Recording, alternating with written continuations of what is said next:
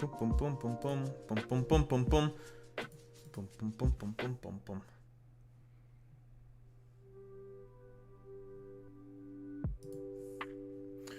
Alrighty. Hello, hello, hello. Oh boy, the Steam Summer Sale. How exciting. Too bad I have no money. Unlucky. Oh well.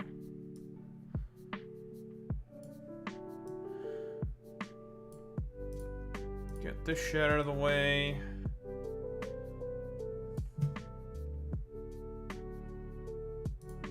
Open up this shit.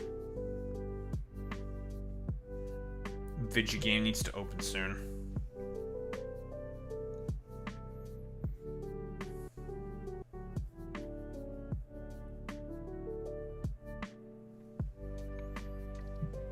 Amazing.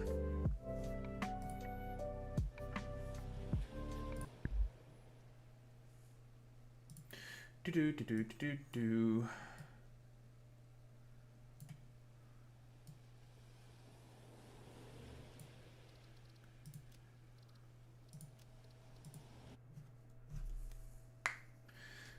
All right.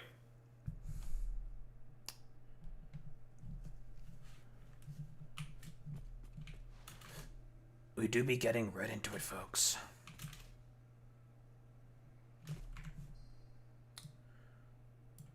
Put this here. Put that there. Blah, blah, blah, blah, blah. Alright, what the hell was I working on? Iron-based products, I think. And the rotors, I'm probably going to put somewhere else, I think.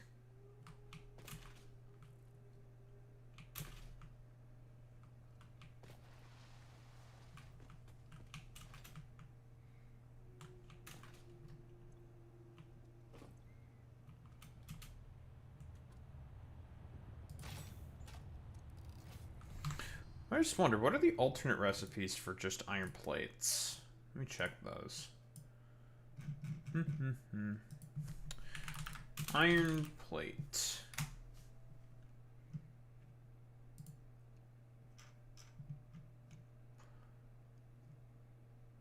Coated iron plate, plastic and ingots. 75 per minute, that's really good. And the assembler. Steel cast plates. So both for 12 megajoules per second. Or per item, rather. You get 2.5 times, or not even 2.5, like 3 times the amount of iron plates if you use iron ingots and plastic. Of course, you have to use iron ingots.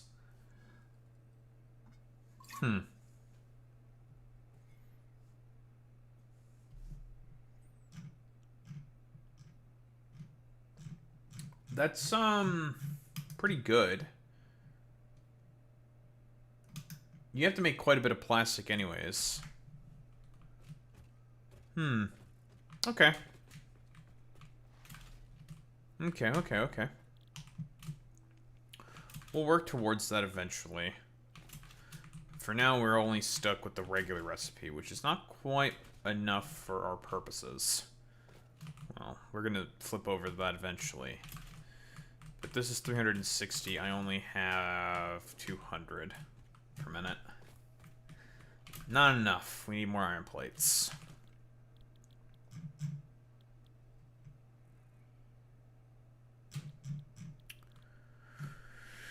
Okay. So this would require that. Modular frames. Right. Do I want to bring in screws? I mean, I'm bringing in screws, I think, anyways, for these things. So I think I do. So then I'll put these on the pretty much the exact same line then. Run the I mean, we're gonna have a lot of screws. I think I want to use a differing production line for, or rather recipe for the rotors. I think I might use the copper rotors. So if I look here,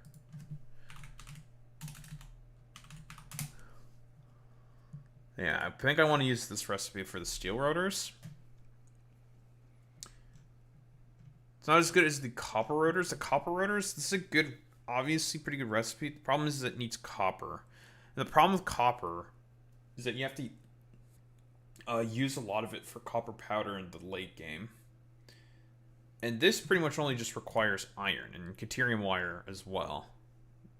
Pipes only need iron. 25% increase, 5 per minute, 1.5 per second. Or cycle times of 16 seconds. It's literally the same, but with one extra production second in production, you get one extra per minute. Which is pretty alright, I'd say. That's pretty alright. It's pretty good. It would make it so that I don't need to make iron rods as well. Which I am very much so okay with. It's not like iron pipe is particularly expensive. Iron pipe is in fact pretty cheap to make, because all it needs is just needs iron. And then we just need wire, which is also pretty cheap to make. So I probably do want this instead. Even looking at the power consumption for the coated iron plate, which we will definitely use, because that is a good recipe. Even then, it just costs less power as an alternate recipe to get 60 per minute. It's just better. It is just a better recipe, period, end of story. It's just good.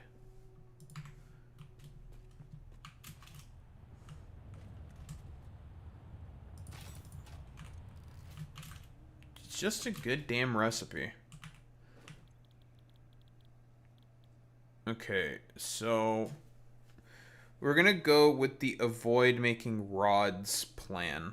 And if I need to make rods, I make them locally for something else entirely. Yeah. So I want bolted frames.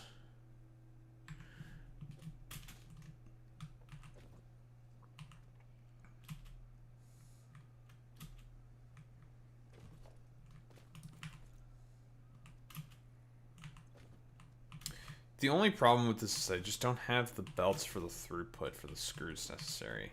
We can definitely make the amount of screws that are needed, for sure. Just belt throughput's a problem. Big problem.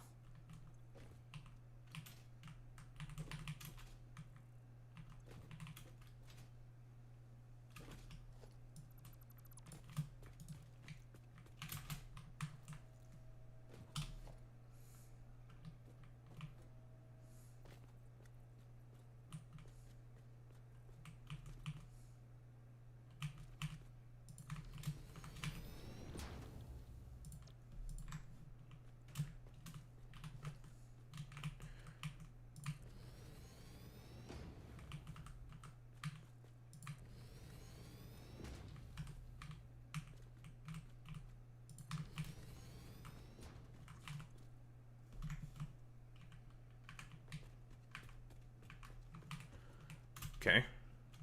Cool.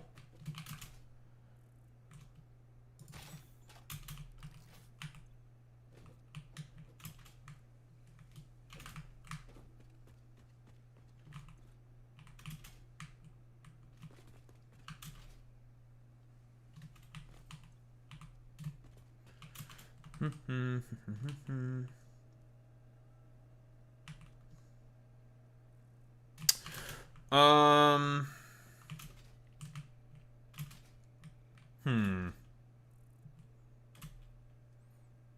How do I want to approach this? Obviously, we need a bunch of screws. The problem is that probably going to need multiple screw inputs.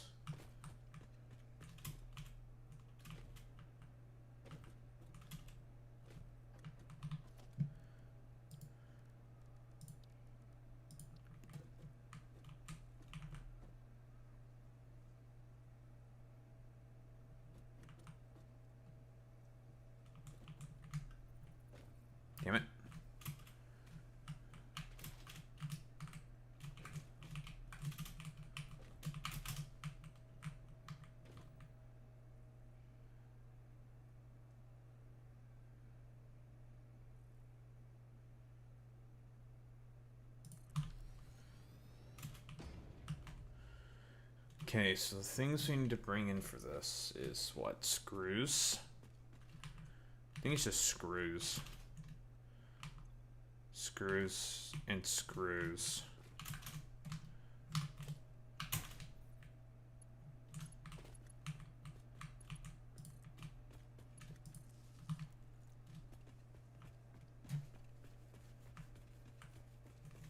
Nothing but screws. The reinforced iron plate here. Modular frames here.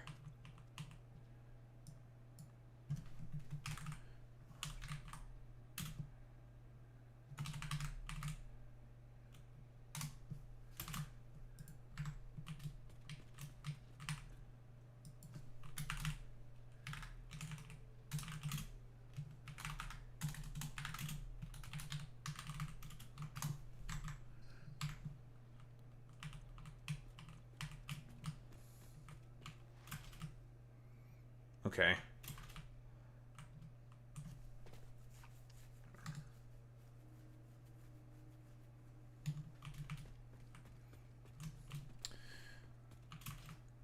Oh, that's then... Not left, per se. Need rotors. I think I'll stick rotors here. Screws is there. Rotors are here.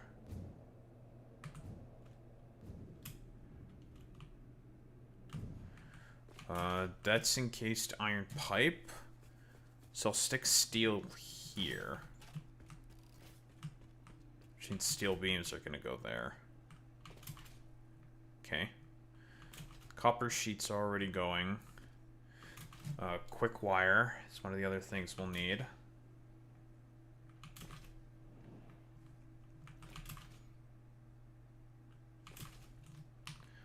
Yeah, this nice thing's pretty much ready to go.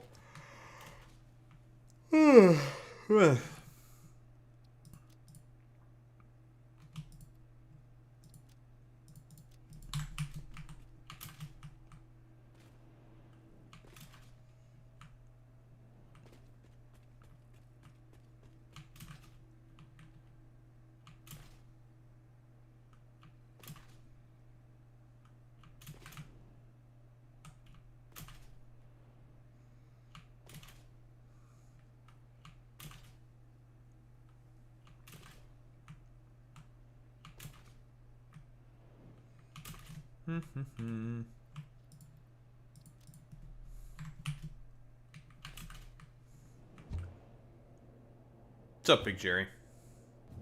True, Big Jerry. Big true.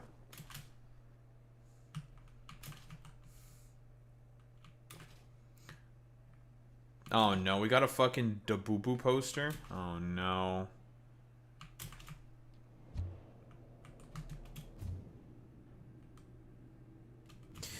You know, one thing that I should have immediately recognized when fucking Elon was like soying out about Mars is, why are you soying out over Mars when we haven't even been to the moon yet? Like, we've not even set a colony on the moon. Why don't we, like, set colonies on the fucking moon first and then think about Mars? That should have been, like, an immediate clue in and should tell you how much, like, how fucking stupid the current people in power are. And should tell you pretty much instantaneously, like, dog, this is a fucking scam, bro. Like, hello?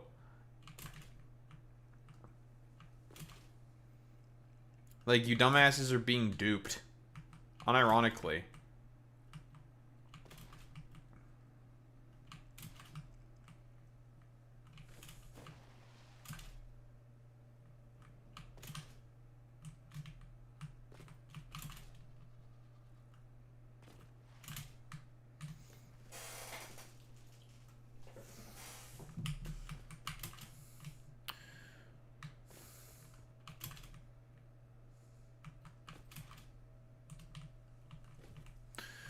Okay, so screws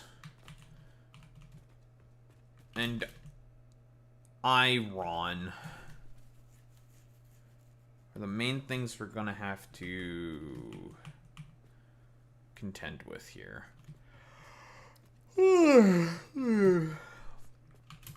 But what about the iron rods? We can make a little subdivision for that, I think. It doesn't have to be overly complicated or big, to be honest.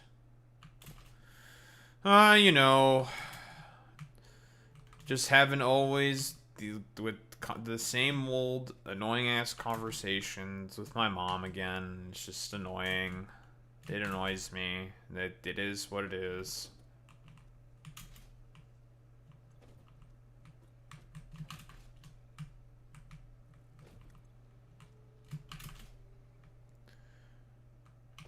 I mean, it's like whatever. That sucks. What can you do? She keeps talking about how concerned she is for my health and well-being and stuff like that. And, you know, I keep having to express my fucking problems that I'm having with the fucking current job market. It's played out, the same things are constantly said, and it's whatever.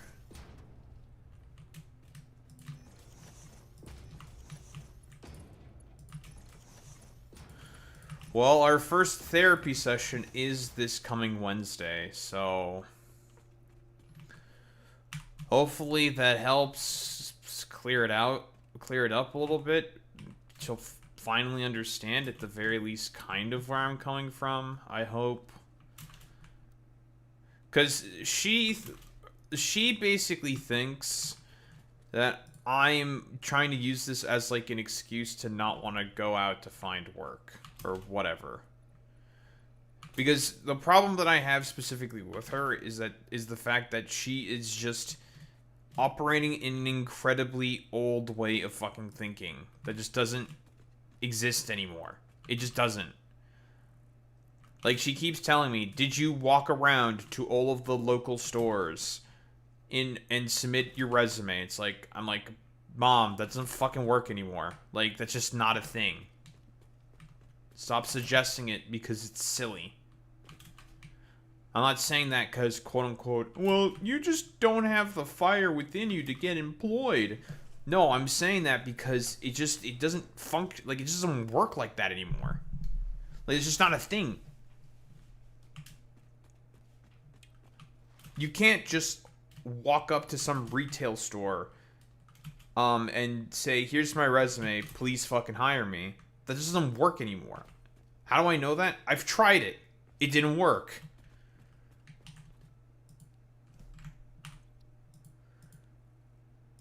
So, I don't know. Like,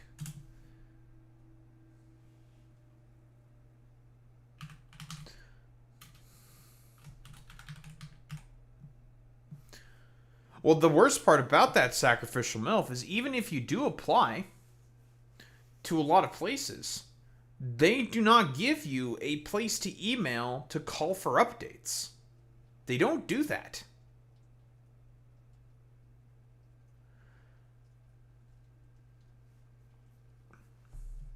There's no point of contact. So I try to post I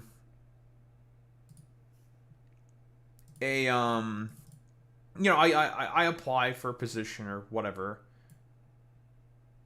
Blah blah blah blah blah, and I say, listen, I have applied to this, yada yada yada. Right? And the only thing you get back in contact is just, oh hey, here's this bot. That's it. Here's this bot that says, congratulations, you've applied. And even then, you do not always get an email that even tells you that you have applied for this fucking position.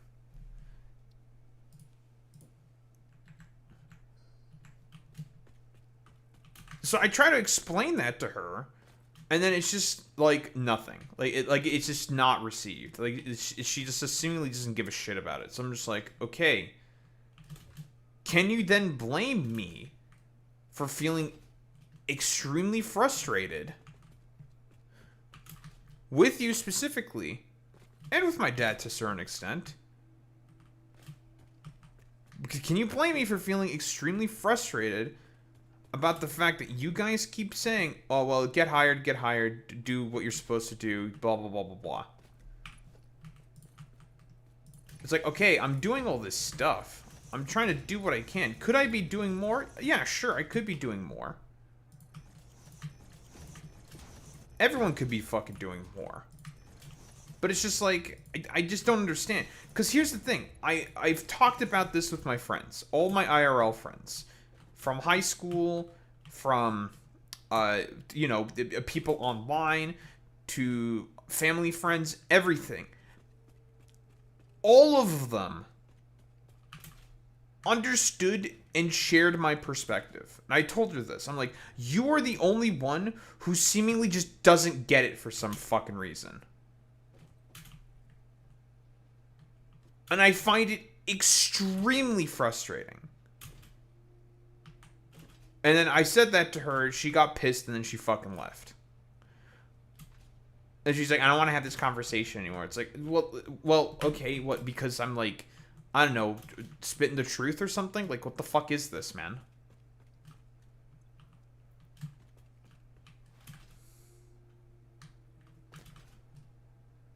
Like, I'm not being given much to work with. I've said this before, and I'll keep saying the same thing over and over and over again. I don't have a lot of cards to play. I just don't. So I'm trying to make something of it. I'm trying to do something. But it's just not fucking working, and I don't know what to do in order to try to make it work. And they say, like, oh, make a change. Or show some fucking... This is the one that pisses me off the most. They're just like, oh, well, show some initiative. Well, motherfucker. What initiative? Like, endlessly banging my head against the wall constantly? That's currently what I'm doing.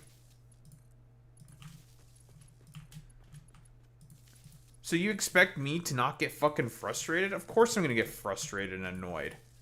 Because you just don't get it.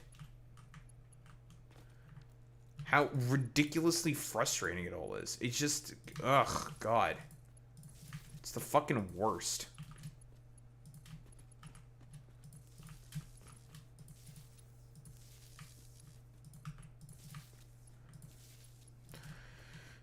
I don't know what to do.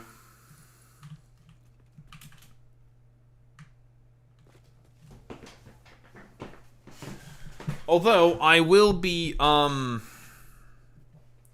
course, this coming week, I'm going to be going up to Ottawa to hang out with my old roommate and probably hang out with a bunch of friends of mine that I knew in uni for Pokemon Go Fest. So that'll be nice, I guess. You know, something to, I don't know, take away from my dreariness.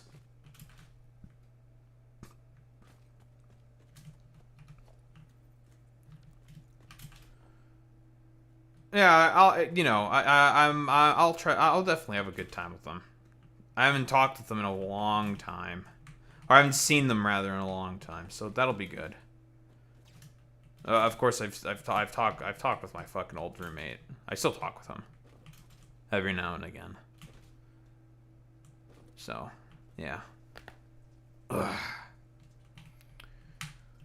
I don't know. It's just. It's just ridiculously fucking frustrating. Like, it's like, I'm trying, man. Like, it's fucking hard.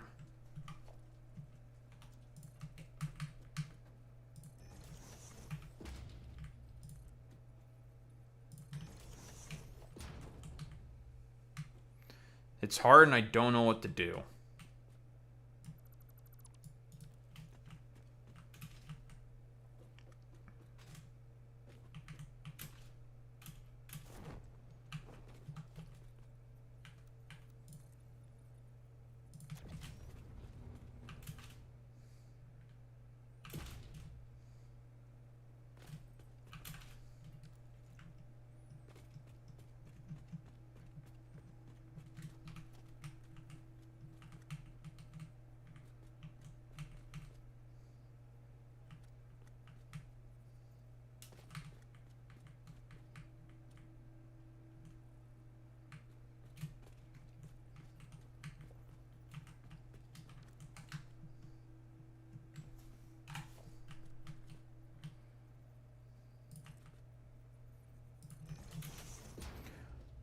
But yeah, I'm hoping that what I'm hoping to get out of the therapy session is to just have, because this is mostly what I wanted out of it, is to have a fucking just have any third party just tell my mom what the fucking objective reality is. That's all I want.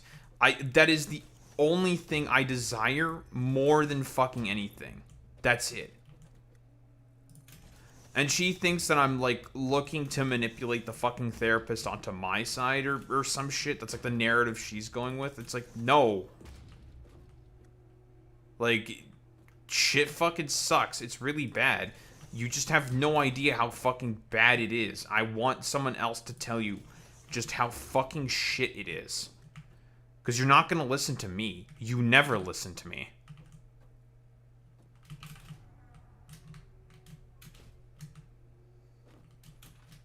So here, how about a fucking licensed professional?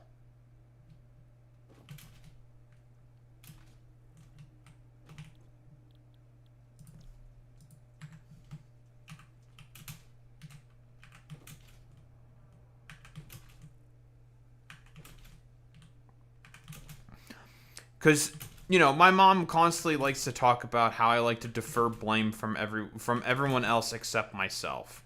It's like, okay, I mean, you can make that fucking argument. You can make that fucking point. Sure, I could be doing that to a certain extent. I don't disagree with that.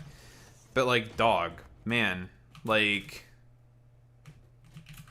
I have done everything that was expected of me in a societal sense that I was supposed to accomplish. I went to university.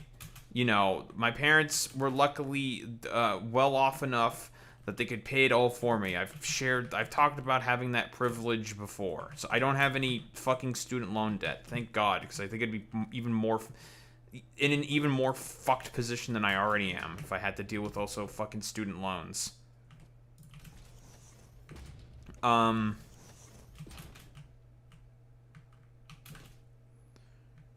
There's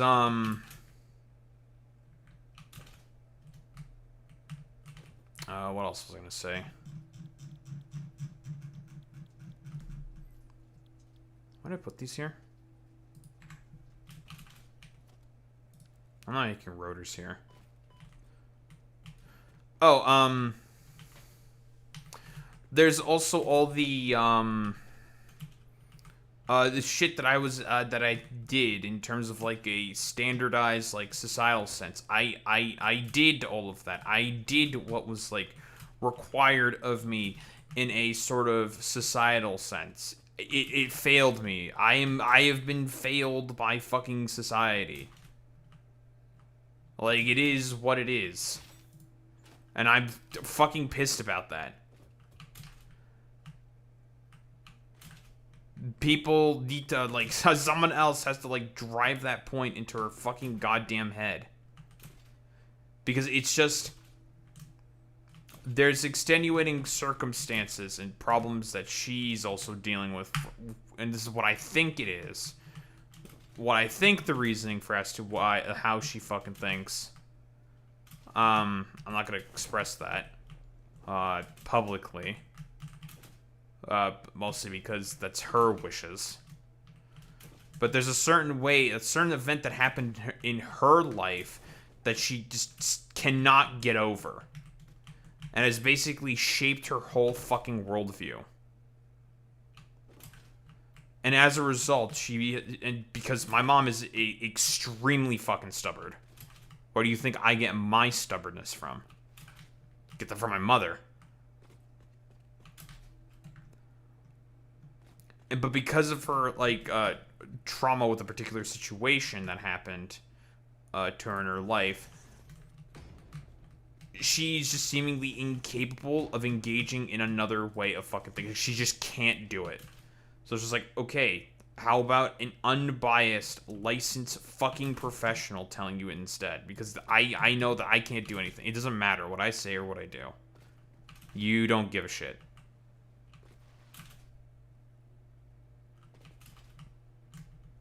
So here's someone else fucking do it.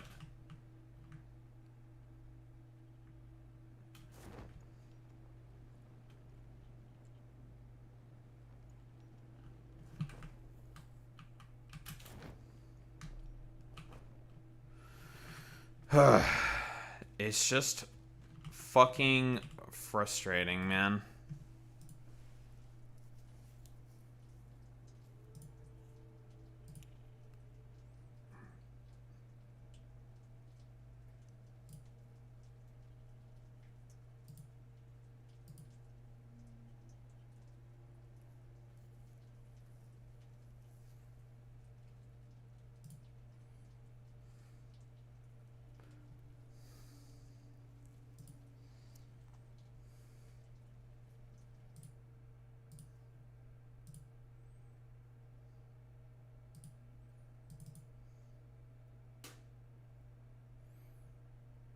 Mexico has been eliminated from the World Cup. Unfortunate.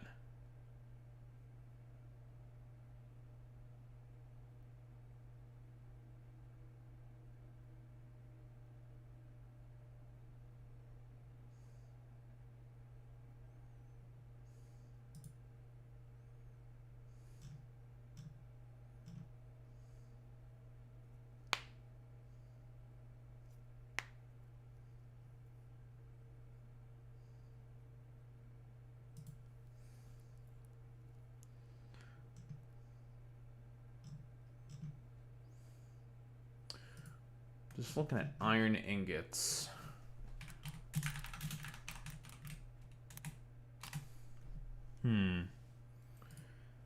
Curious what the alternate recipes for this are. So pure iron ingot is the one that we want. It's a pretty good recipe for 28 megajoules per item. 65 iron ingots per second.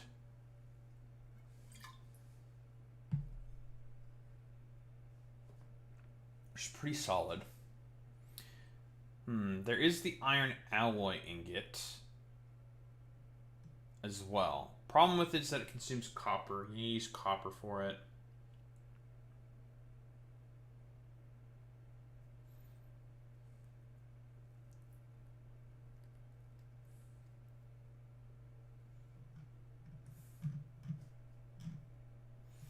Or perhaps I might actually use that.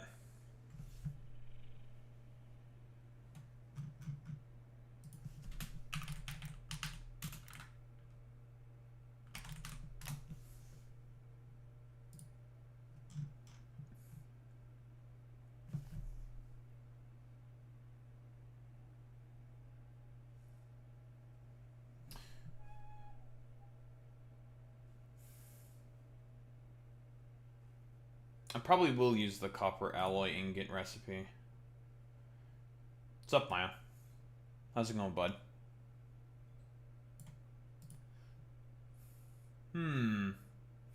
Really, the pure copper ingot recipe only goes up by 25% in terms of copper ingot output.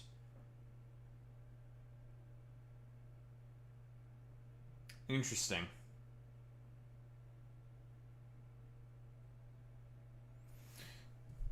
Well, copper alloy ingot is definitely way fucking better of a recipe. That's actually way better than I thought it would be. 100 per minute.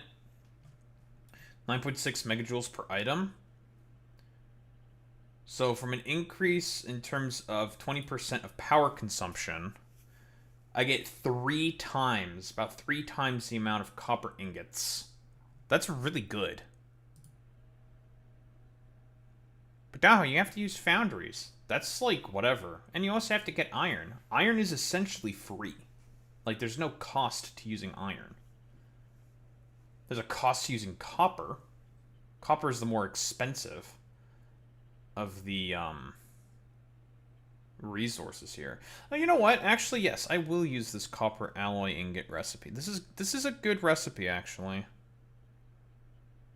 It's very efficient. Better than using a ton of smelters. I will take this, actually. Give me that.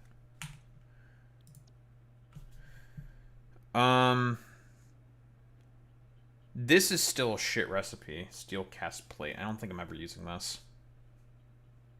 This is also a terrible recipe. This is a decent recipe, but it requires screws. I want to avoid using screws as much as possible, I think. I'm already going to be using a lot of screws. This uses copper. Don't want to do that. I'm just going to keep those forever. I don't want to use those.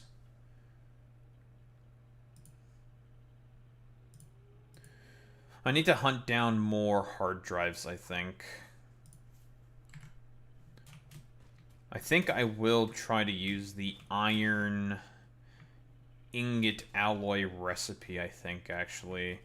Because I can use these two copper mines right here for my purposes. I think that's probably preferable.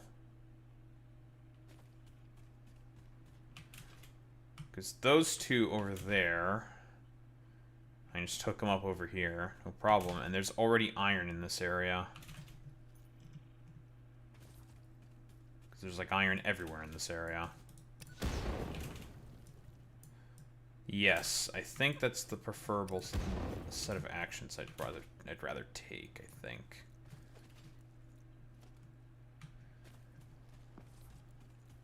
Which means it may be time for me to go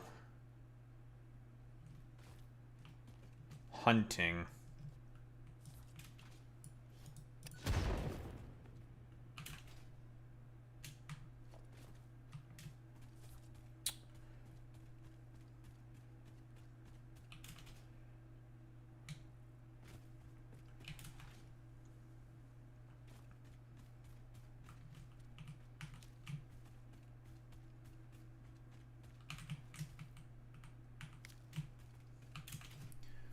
Alright. I'll pull up the jabroni. Grab some biomass, or biofuel. We're gonna go fucking hunting for more hard drives. I need some more alternate recipes that are gonna be more efficient, I think. Mostly so I can cut out the smelters. I think that's going to be beneficial. We're still going to have belt throughput problems, but that's nothing I can really do about that at the moment. But I want to get some more alternate recipes, I think.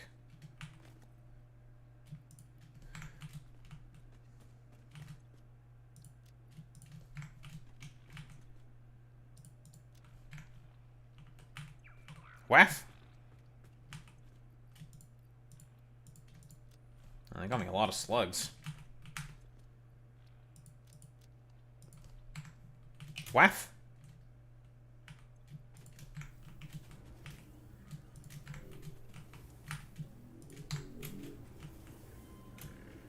Make my funny noises for me. Grab all of this. Might want some rubber.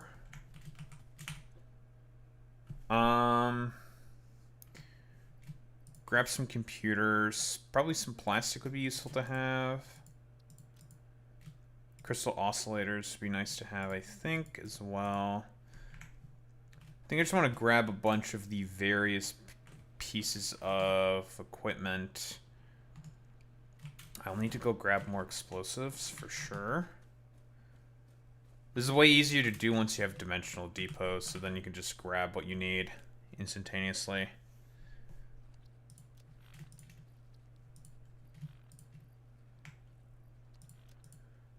I think I may need some more iron rods, so I can build biomass burners.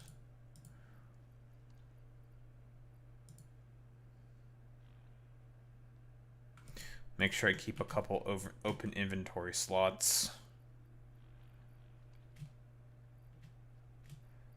Grab some stators just in case.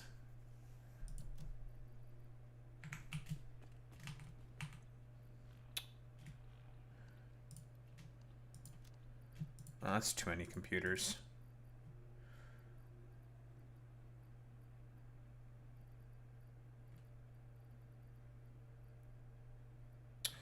Grab some circuit boards as well. Okay, that should be fine.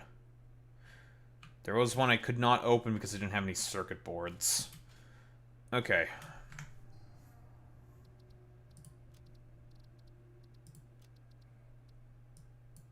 Let's go hunting for some hard drives.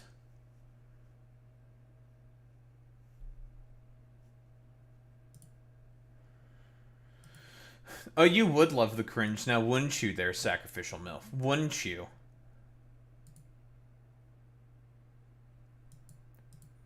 Posting cringe.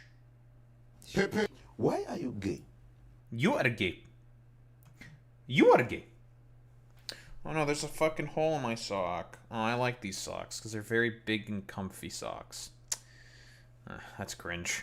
Whatever. Hole in my sock. Sew it.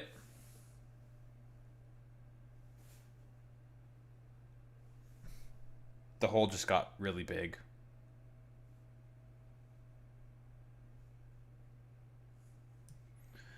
Also, why is Casey Tron's band fucking trending on the Twitter thing? I don't give a fuck about that shit.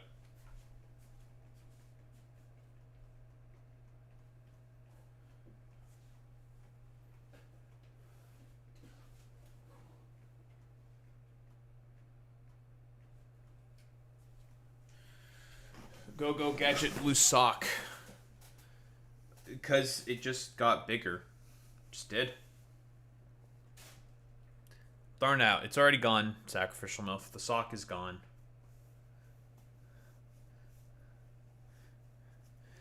It just did. It's gone. I'm sacrificing the sock.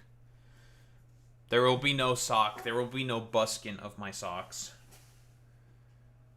No, it's just like it's like the thing with like a lot of these super cheap socks where the fabric really easily thins out because of the amount of times it gets like washed. And since these are like the navy blue socks, they just like the fabric on the inside while you're wearing the sock falls off so fucking easily.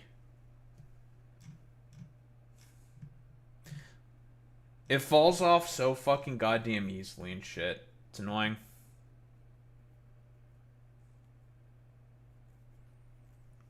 What can you do?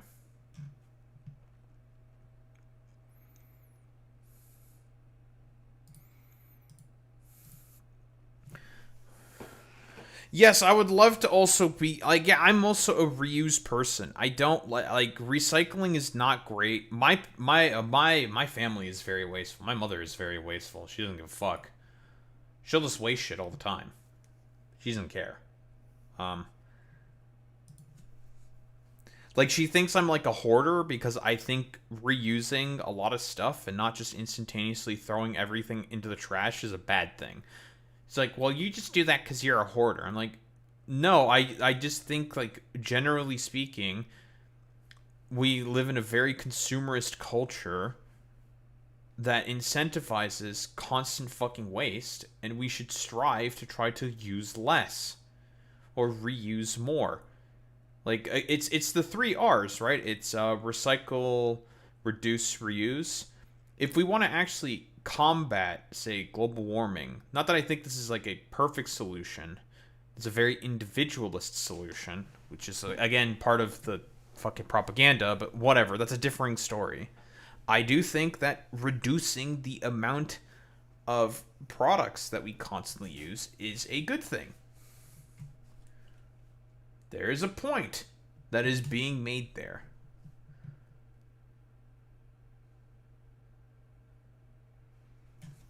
Yeah, my mom just took 2 of my shirts and is just going to throw them out. It's like, you can use them for literally anything else. Like, you can use them for rags. If you can't use them for rags anymore, you can use them for something else. Like, just don't fucking waste. But there's like no point in fucking fighting her because she's just so fucking stubborn. Yeah, sure, fuck it. Yeah, make a bath rug out of it. Sure. I just think all the waste is bad.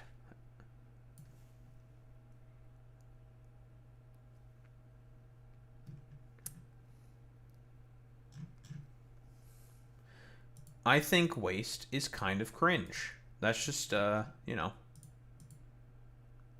a position that I hold.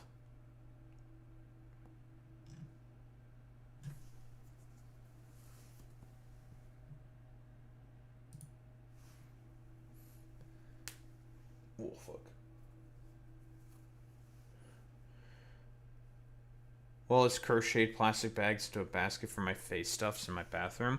I always turn plastic bags that I get into garbage bags. Always.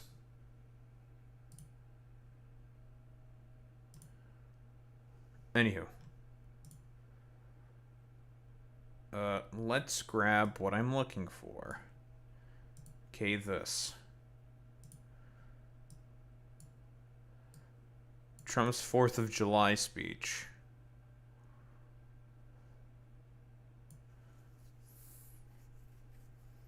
Well, I'm going to be running around like a dickhead mostly, just trying to get hard drives, so fuck it. Might as well play this shit. It's not too long, and it's probably going to be insane, because it's a Trump speech. Of course it's insane.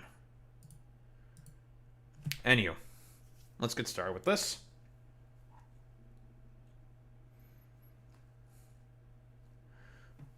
Oh boy, our favored baby boy, our favorite little man that, I mean, we were going to cover this speech anyways eventually, right?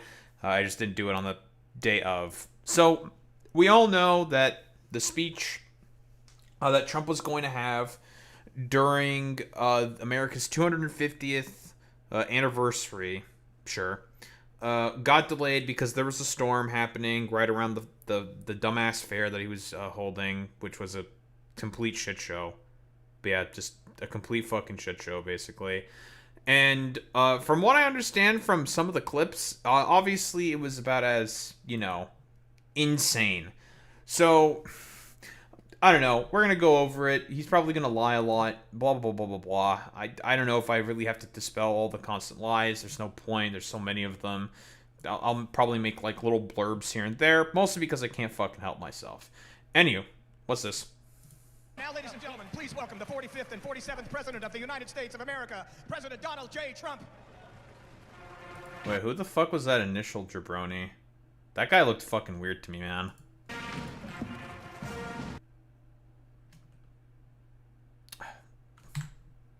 Thank you, CNN. What do you mean video unavailable? They fucking... Did they yeet this shit? God damn it.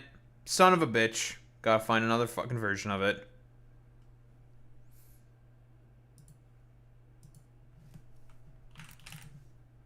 Like, what the fuck? Why'd they get rid of this?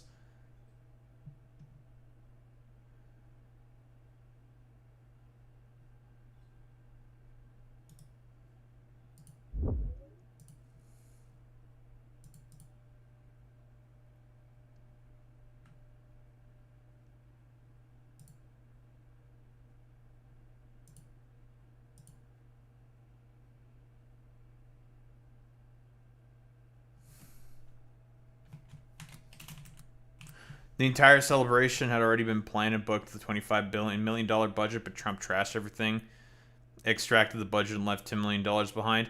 Oh yeah, Bragwin.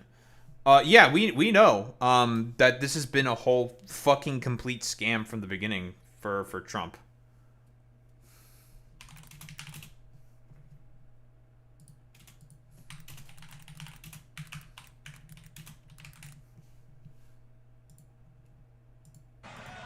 Alright. Well, I found another version of it. This one will have to do.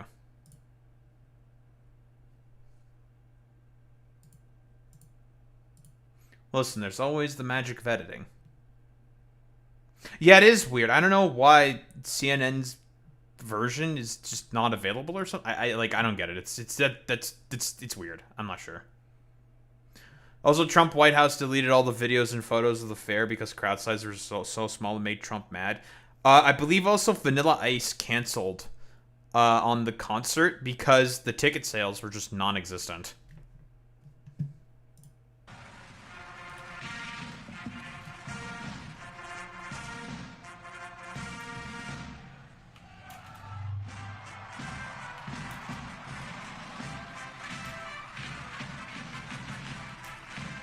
Here in America, we celebrate pedophilia. Let's go.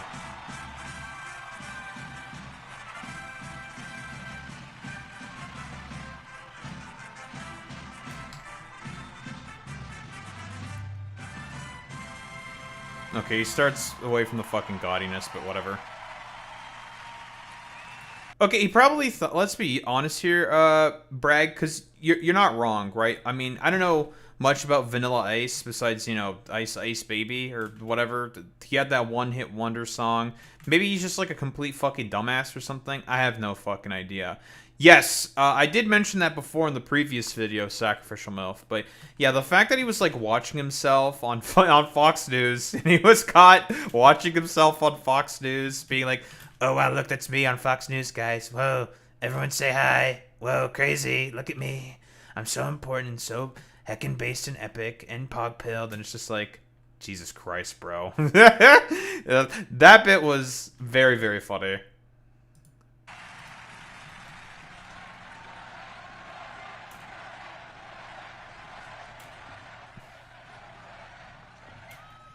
Good evening, America. If you think that was easy, it wasn't. And I want to thank everybody because they did the right thing. They saw lightning, and I said, there's no way if we have to speak in front of one person at 4 o'clock in the morning, I'm going to be here. There's no way we can be deterred. And they estimated they had 375,000 people before everybody had to leave, and they now have 150,000 people. It's the craziest thing anyone's ever seen. Really? Hundreds of thousands? Can we get a source on this? I've seen like a bunch of Midas Touch like edited, like not edited photos, but I've seen a bunch of Midas Touch photos, and that did not look like 375, not even 150,000 people in that fucking crowd. I don't know, Trump.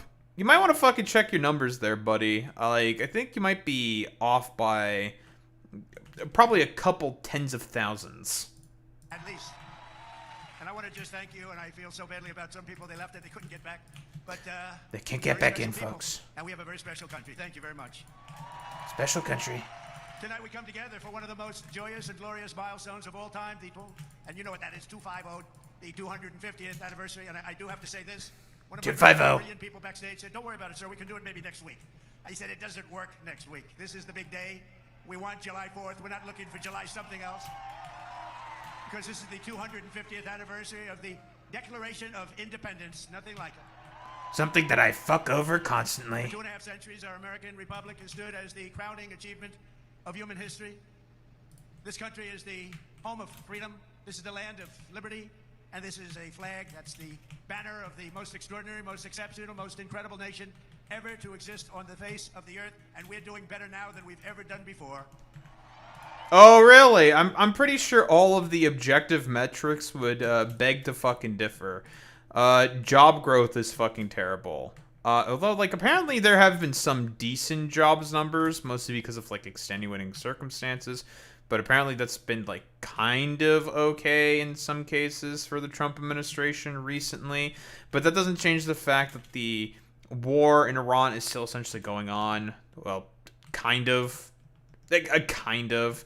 The war is still going on. Inflation is terrible. There's still going to be oil supply problems because, again, you can't fix the damage that was done within the Strait of Hormuz, like, immediately. That's going to take some fucking time. But Trump doesn't understand that because, again, we're dealing with someone who's, like, a child. Yeah, we're dealing with someone who's, like, a fucking child. No people have done more good, shown more courage, made more progress, righted more injustice, or achieved more greatness than you. I've done so well, folks. For 250 years, the United States of America has been the hope, the promise, the light, and the glory among all of the nations of the world. All over the world, they try and be like us. Nobody can be like us, and with God's help, we will always be this or even better. No one has been as big of a pedophile as me. No one has been such a big fan of Jeffrey Epstein like me. We're gonna be better. Here in our National Mall, we're celebrating freedom's triumph over tyranny, liberty's conquest over oppression, and the enduring victory of the American spirit from the July 4th, 1776 to July 4th, 2026. Big dates. That's big dates. Two big ones. Big And doinks. tonight our country is stronger, freer, richer, safer, and prouder than ever before. Oh yeah, I mean, you can definitely listen. He's not wrong when he says that the country is richer. Richer for who exactly? I wonder who for who exactly it's benefiting there for. Oh, obviously, like all the people that he fucking has around him in the fucking stock market and whatnot. Like, bro, we all know very, very evidently and very, very fucking clearly who are the main people that are benefiting from a fucking Trump presidency. It's all the AI bros, it's all the tech oligarch dipshits, it's all of these, like, fucking weirdos in the fucking Epstein files. And, as we all have seen from his mandatory released, financial statements, Donald Trump himself has made a fucking killing when it comes to the presidency as well. I think it was like what? It's like $2.2 billion through World Liberty Financial, his like crypto meme coin sort of shtick. He has made a lot of fucking money, dude. And it's just the sort of like ridiculous, not mafioso sort of like standards here with like Trump. Although that's always been like the norm with him. It's been made very, very clear that the corruption of the presidency has been sort of, I guess, solidified, I guess is the term I'm looking for. Yeah, essentially solidified and made very, very clear through this fucking presidency. Like, people always had an indication in the past that, like, yeah, the United States, the government of the United States of America does not fucking work for me and could give less of a flying fuck about me. And Trump has essentially done, maybe not like the impossible, but he's made it very, very, very fucking clear that, yeah, dude, we don't fucking work for you people. Fuck you guys. But it all started with the miracle of history that lives forever in the heart of every single patriot. In True. Philadelphia, our founding fathers summoned the courage of giants and the wisdom of centuries to boldly proclaim these timeless truths.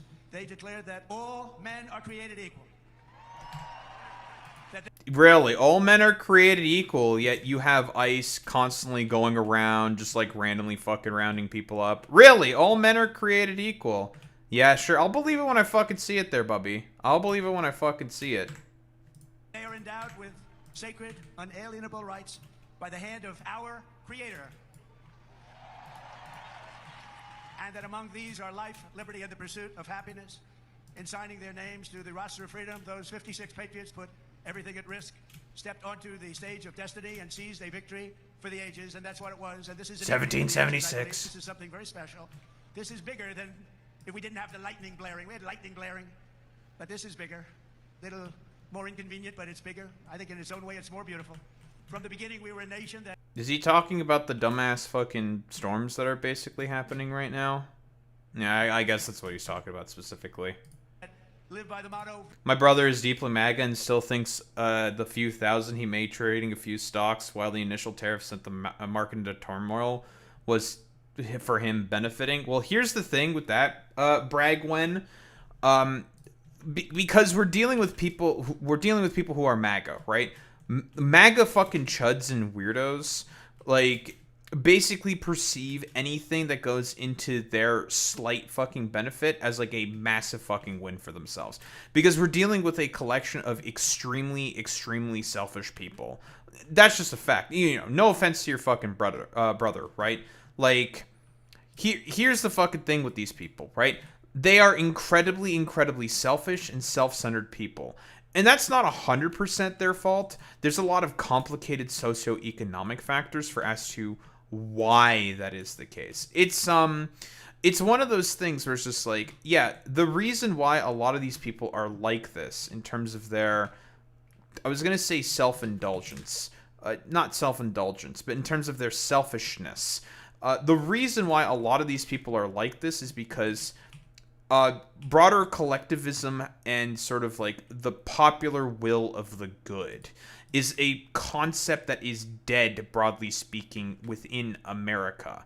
There is no popular good that is meant to benefit multiple people. That's a concept that's, broadly speaking, dead.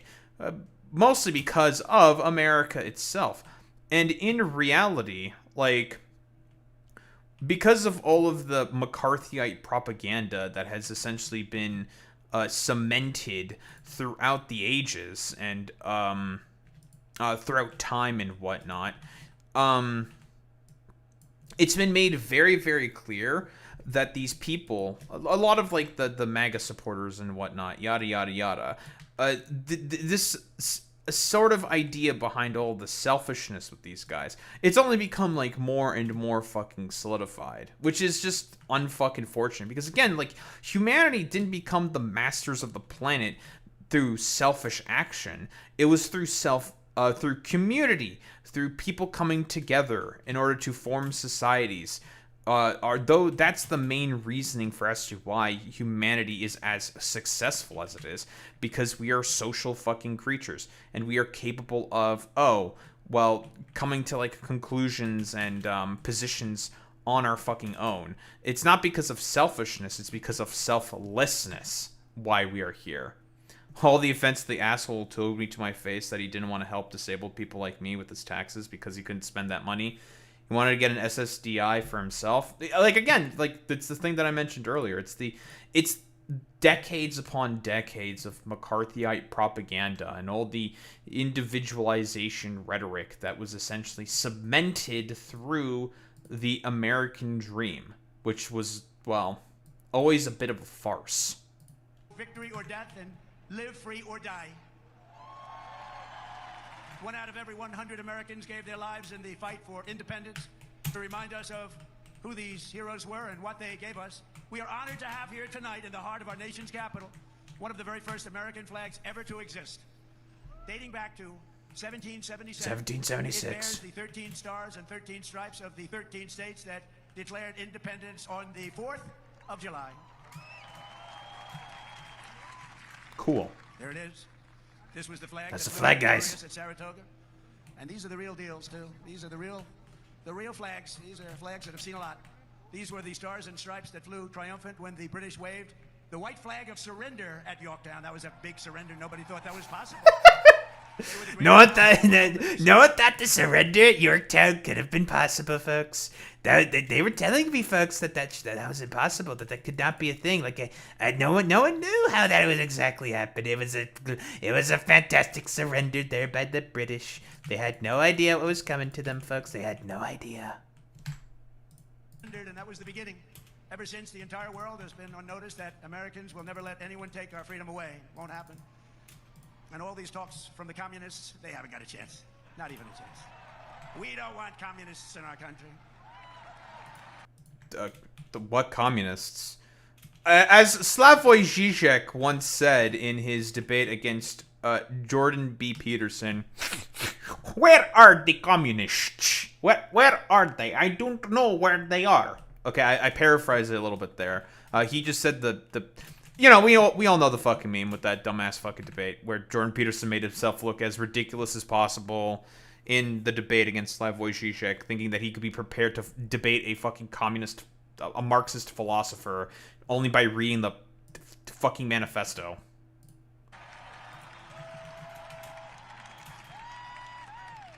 Where are the Marxists? Americans must never forget that we are a historic and heroic people with a heroic spirit and a heroic purpose on this beautiful earth of ours. We did do that. We are made the courage and the fire and the flesh and the blood of the best and the bravest people. The fire and the flames, folks. We are the bravest and the best. Tonight we pledge allegiance to the flag they gave us, and we say, God bless the immortal patriots of 1776, and long live the cause of independence. True, folks. May it reign forever and By the way, something that this dumbass fucking actively stamps on as much as possible by continuing to give as much, like, deference to corporations as possible. Like, listen, all this, like, independence talk and shit from Trump and, like, Republicans, don't ever let that shit fucking fool you. Like, these motherfuckers, if they could sell you up shit creek, they gladly fucking would. Like, without even a second fucking thought. Ever and ever, we will always be on top. We will never let our country fall. We will always be the best. Our founders not only won our liberty, they secured it with the most righteous political document ever conceived. It's called the Constitution of the United States. Very special. Oh, something that you actively stamp on, like, literally every fucking moment that you can get? Dude, unironically, the only job of the fucking president is to make sure that the will of the fucking Constitution is essentially carried out, and this motherfucker violates it all the fucking goddamn time. Yeah, dude, Trump, known carer of the fucking Constitution of the United States of America. And it's because of their genius that we remain the finest people on the planet after 250 years. We're so good. Unlike so many others in the world, in this country we have freedom of speech, freedom of religion, equal justice under the law, although I wasn't treated that well, but we won't get into that. And the right... Should we really be surprised that this dumbass still has to do the dumbass fucking grievance bullshit anytime that he can? Nah, we should never be surprised by this. Trump being aggrieved? No. to keep and bear arms. And for the almost 6 years that I was president, I guarded very, very powerfully your Second Amendment, and they didn't do a thing to it, and it was not easy. But we guard your Second Amendment. We guard it very, very strongly and cautiously. Across the generations, Americans have fought, bled, and died, not just to secure those rights, but to expand them to citizens of every race, religion, color, and creed. Because we are... Really? Is that so? Might not want to go back to the fucking 80s when Ronald Reagan was governor of fucking California. Oh, wait, this wouldn't have been the 80s. This would have been like in the 60s or the 70s. Back when Reagan was the governor of California and only instituted gun control measures in California because of the Black Panthers. No. Let's not fucking do that, guys. We are one people. We are one family. You showed that tonight with one flag. We're a beautiful family. As our Declaration of Independence, Almighty God. Oh, the fuck was that? And the communists will never say that. That's for sure. Communists, Few heroes remind folks. us of these truths more than William Carney, who escaped slavery to become a Union soldier in the Civil War, which was a very big deal at the time. On the front lines of battle, he saw... Wait, Donald Trump, I don't think you want to start talking about the Union or the quote-unquote, the war of aggression by the North, as all the dumbass fucking Confederate supporters would love to fucking say. I don't think you want to necessarily say that when there's a bunch of the dumbass Patriot Front fucking losers who did their prissy-ass little fucking march to essentially, I don't know, proclaim their support for Trump for whatever fucking reason. Well, okay, we all know why, obviously. But basically, they marched around with a bunch of fucking Confederate flags. You know, the flags of a bunch of traitors. But I don't... He doesn't care about that, guys. A comrade. Not to mention bombing Oakland neighborhoods to kill Panthers. And also instituting high college fees to ensure black people can get into college that used to be free. That's a good point there, Bragg. Bragg? I don't know if I'm saying your name right. But that's a really good point there because, again, freedoms for all the white people that exist within America, but for black people, I don't think so. Struck down by enemy fire while carrying the Stars and Stripes, and Sergeant Carney dove to the ground to keep the flag from touching the mud. He didn't want to have it touch the ground. He didn't want to have it touch Yeah, he did that. mud. Mark Carney. I mean, what?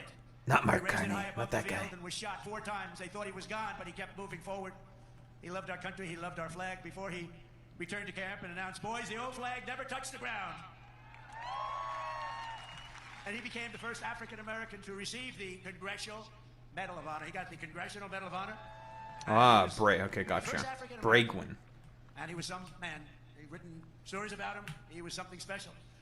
With us tonight to celebrate this forward march of freedom is another Medal of Honor recipient, Colonel Paris Davis, whose courage won eternal glory in Vietnam. He helped lead a surprise attack on 100 enemy combatants. They said he was finished. His whole group was finished. And despite multiple life-threatening wounds, saved the lives of his fellow soldiers.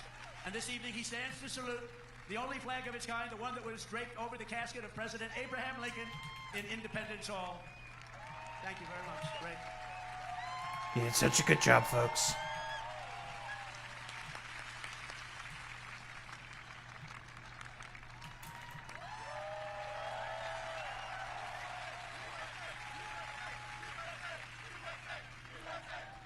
Soy! USA! Soy! He looks better than I do. He looks great, and he's brave. Because of heroes like these, our flag. Who wants to make a bet that guy who got fucking drafted, basically, forced to fight in that dumbass war, for fucking a bunch of interests that most people could give less of a flying fuck about, dude. That was basically allowed to perpetuate and continue because of incredibly fucking corrupt reasons. Flag will always be a symbol of liberty and justice for all. Colonel Davis, thank you very much. Great man. Great man, thank you. That's a great point there, Bray. Yeah, the politicization of veterans is something that's broadly speaking going to be probably looked at. Like, because imagine if a Democrat was fucking doing the exact same behavior that the Republican Party was doing. You would not hear the fucking end of it. Like, the sheer fucking hypocrisy.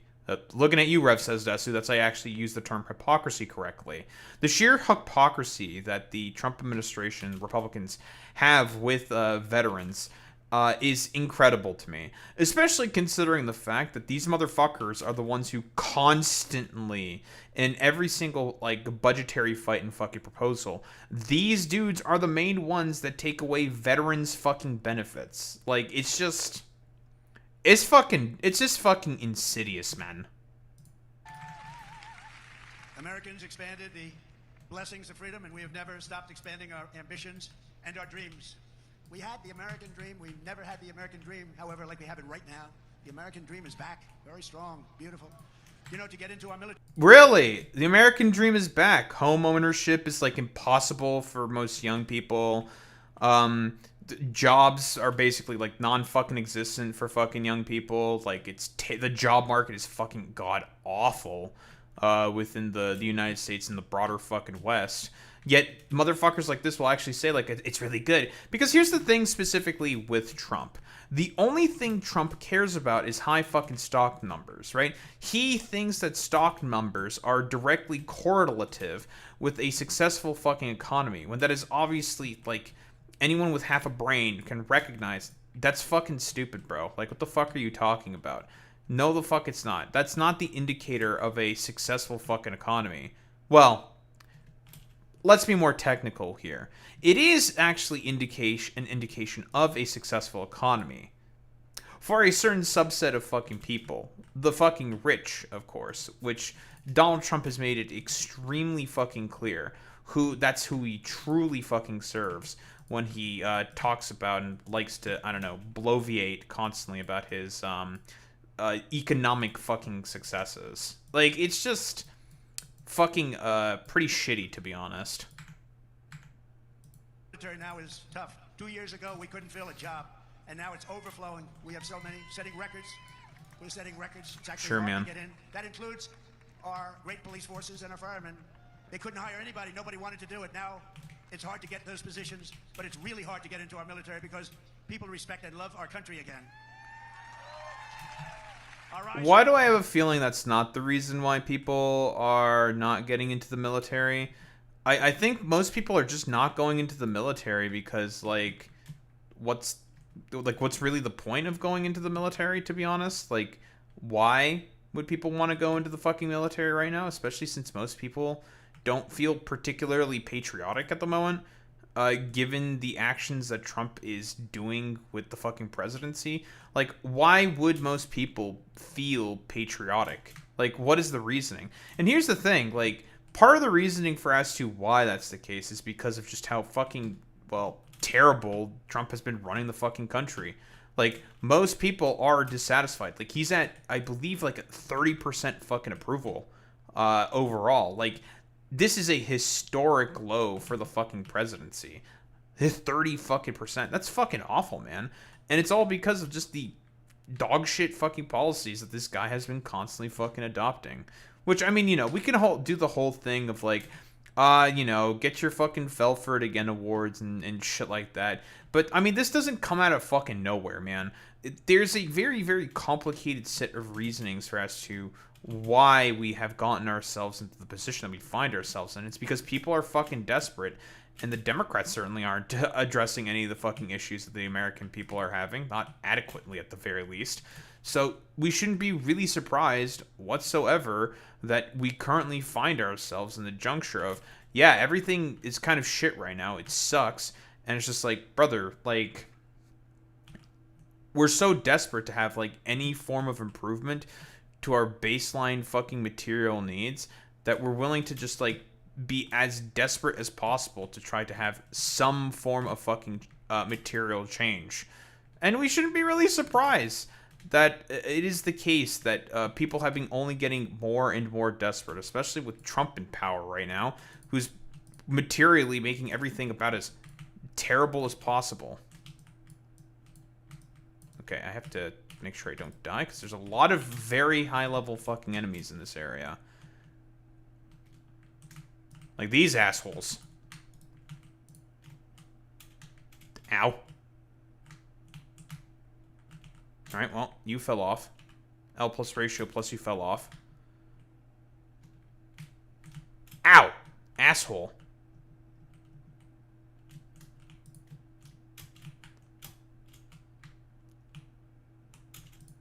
Oh dear. Bros. Guys, I just want the hard drive. Is that too much to ask for, guys? Guys. Fuck you.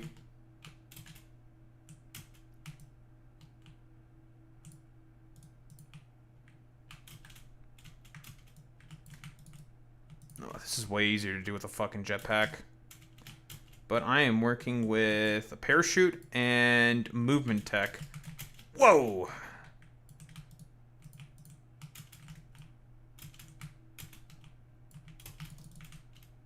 Ow.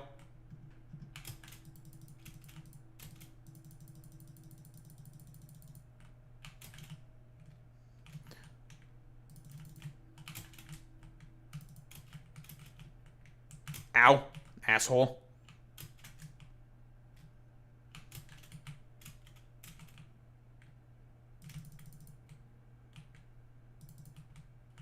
Alright, that's 2 down.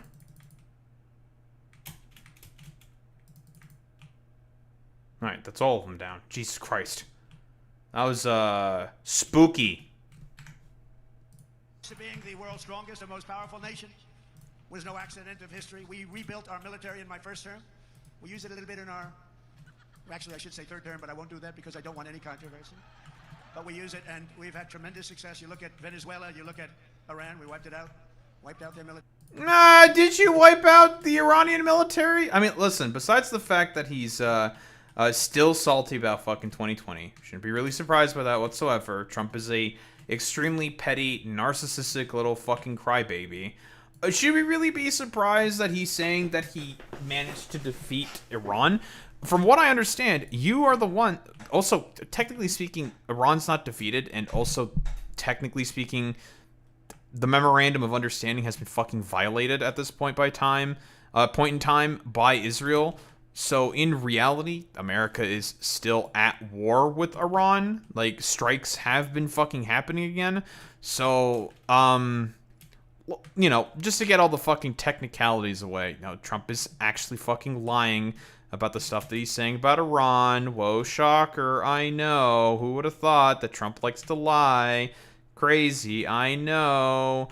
The thing with the actions that are happening, taking place within Iran, it's been made very, very fucking clear that the President of the United States does not give a shit about what happens specifically in, especially with the American people when it comes to that country in particular, right? And that's been consistent. Like, this has always been an attempt by Trump himself to essentially try to, well, manipulate gas prices and oil prices for all of his fucking rich buddies. The only reason, by the way, he even decided to go ahead with the ceasefire proposal that was put out in the Memorandum of Understanding by the Iranians is for one simple reason, and one simple reason only. Because the oil executives were starting to lose fucking money in this exchange. So as a result, they're just like, can we put the kibosh on this fucking shit now? Like, we're starting to not make as much money from this. Americans crossed the Great Plains, scaled the Rockies, We just tamed the wilderness and conquered the frontier and built the empire. It's called the Empire of Liberty. We laid down the Yeah, we did that, railroads, folks. raised up the skyscrapers, those beautiful skyscrapers, and dug out the I Panama love Canal, skyscrapers. considered the 8th wonder of the world, which everyone said was an impossible thing to do. And by the way, 38,000 Americans died to give us one of the greatest engineering feats of all time, the Panama Canal. This was the unstoppable true? spirit that created the world's most powerful. Did a bunch of Americans, like, did 38,000 Americans die because of the Panama Canal? Is that true? Like, I have no doubt that labor standards probably were not exactly the best during those times, but, like, did 38,000 people die because of that? I mean, like, okay, it's whatever. Sure, man. Powerful industries and Industry. built the strongest military anyone had ever seen. And today it is stronger and more powerful than it ever was before. American grit, boldness, and daring forged heroes like Davy Crockett, Wyatt Earp, Annie Oakley, Teddy Roosevelt, and the legend of the Wild West, Buffalo Bill Cody. Oh, okay. Okay. Funny thing about specifically Teddy Roosevelt. For whatever reason, this fucking jabroni over here decided to have a discussion with AI Teddy Roosevelt. Real quick, Teddy Roosevelt would basically hate everything about fucking Trump. His contempt for the poor, Teddy Roosevelt did not have contempt for the fucking poor. The further corporate consolidation that's been happening under Trump, yeah, Teddy Roosevelt would also not be a big fan of that in particular as well. In so many differing ways that all of the, like, older presidencies that Trump is trying to model himself off of specifically, most of them would probably fucking hate his guts for the shit that he's essentially been doing to the fucking country in terms of allowing it to, well, rip itself apart. These were great, powerful people whose incredible grandchildren happen to be with us tonight, and they stand alongside one of the first American flags ever to fly over our expanding nation. It was carried west just as... Yeah, that's true, Bragwin. That's true. There was also a slight dig where, if I recall correctly, Trump basically was trying to get, like, what he wanted specifically from, like, the Panama Canal answer from Trump, because Trump has like multiple fucking fixations very often, besides, like, William McKinley and all the other, like, weirdos that he hyper specifically fixates on. For whatever reason, he was trying to get, like, a specific answer about the Panama Canal from AI Teddy Roosevelt, and AI Teddy Roosevelt just was not fucking giving it to him. It was very, very funny. Lewis and Clark began their journey in 1803. Thank you very much. Thank you. Thank you very much. Great to have you. Great to have you to honor this audacious I'm saluting the flag. soul of America. We also have the first flag ever to fly over one of the greatest architectural feats of all time, a thing called the Brooklyn Bridge, one of the most beautiful bridges anywhere in the world, built a long time ago. So beautiful, It's right, the folks. banner that flew atop our flagship after America's Navy sank the Spanish fleet to the bottom of the Manila Bay, one of the greatest naval victories in history. Much like our recent victory by sinking the entire Iranian Navy, 159 ships, to the bottom of the sea, all done. Guys, I don't think that's really analogous, Trump. I don't think that's exactly the fucking same, considering the breadth of technological difference and the amount of money that probably gets invested in the American Navy in comparison to that of the Iranians. You know, I don't think that's a fair comparison there, buddy. In just a moment's time, happened very quickly. We did The that. greatest military anywhere in the world. And next to it, we also have the flag that was given to that immortal, just a fantastic. Do you see Rough immortal? Rider, the one and only. And I was at the museum the other day at its opening. Theodore Roosevelt, when he returned triumphant from Cuba, printed with the words, "Welcome home, Colonel Roosevelt." He was a victor of San Juan Hill. He was a great gentleman. San Juan. He won the West and built the modern world because America is a nation. I don't know, man. The AI version of Teddy Roosevelt, I don't think agreed with you when you were talking about the Panama Canal there, bud. I don't think he would have thought that you were great yourself there, Trump. I don't think so. You know, call me a lip cuck or whatever the fuck. I don't think Teddy Roosevelt would have been a fan of you. Of winners, and today our country is winning again, and we're winning like never before. Sure, man. America is back, and we want to keep America great, and we will do so by approving the Save America Act, which means all voters must show voter ID. All voters. So obviously we've talked about the Save America Act and how it will definitely be essentially a soft repeal of the 19th Amendment, in essence, in well, so many words. But basically, what the Save America Act is essentially proposing, what it's asking for is you need to make sure that you have the exact same last name that you have on your birth certificate. To put about as much of a TLDR to this as fucking possible. Essentially, you have to have the exact necessary ID in order to prove that you're a fucking quote unquote American, whatever the fuck that means to Donald Trump and the sycophantic fucking weirdos around him. Yada yada yada. Interpret that with what you will.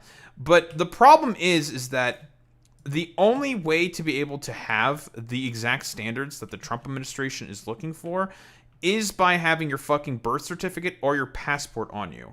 Millions of Americans do not have a passport, and millions of Americans are not going to be constantly carrying around their fucking birth certificates with them, especially American women.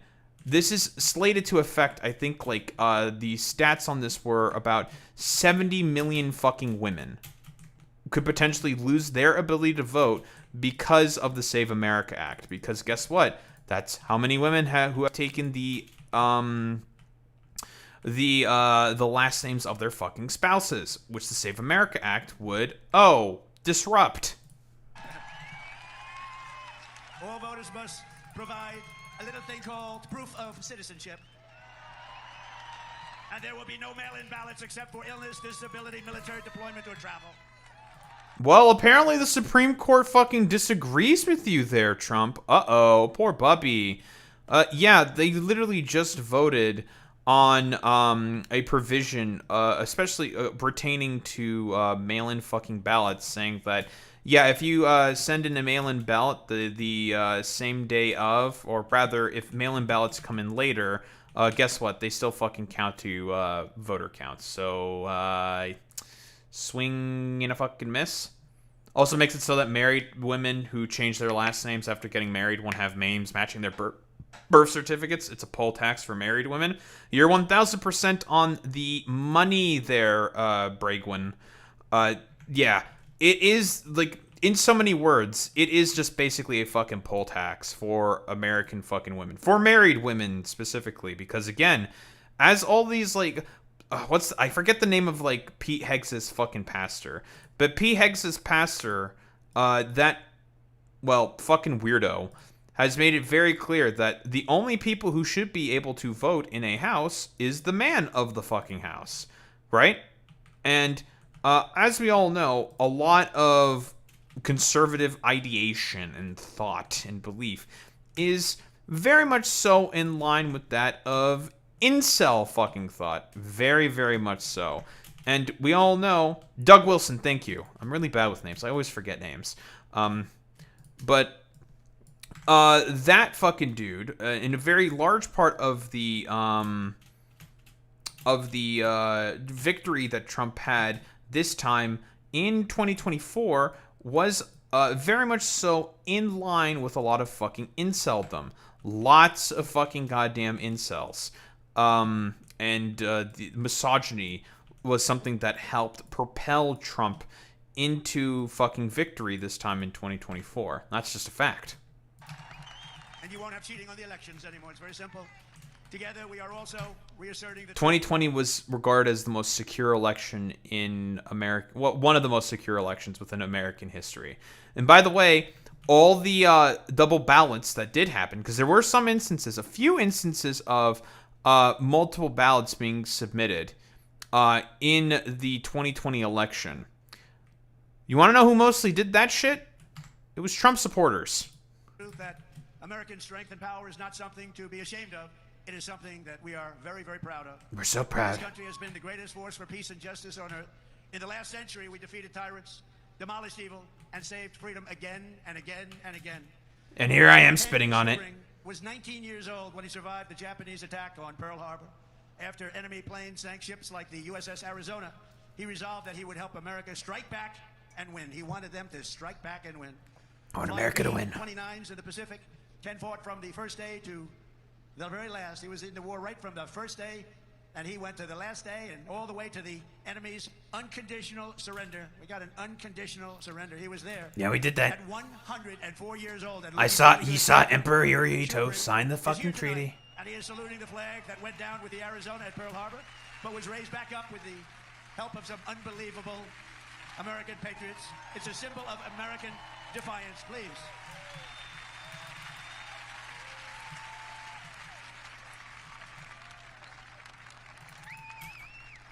Thank you, Captain. Thank you, Captain.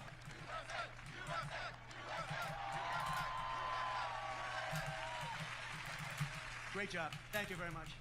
You have very good genes. That's his son. His son's going to be around a long time. Thank you very much, Captain. On D-Day in World War II... What a fucking random ass fucking thing to just bring up.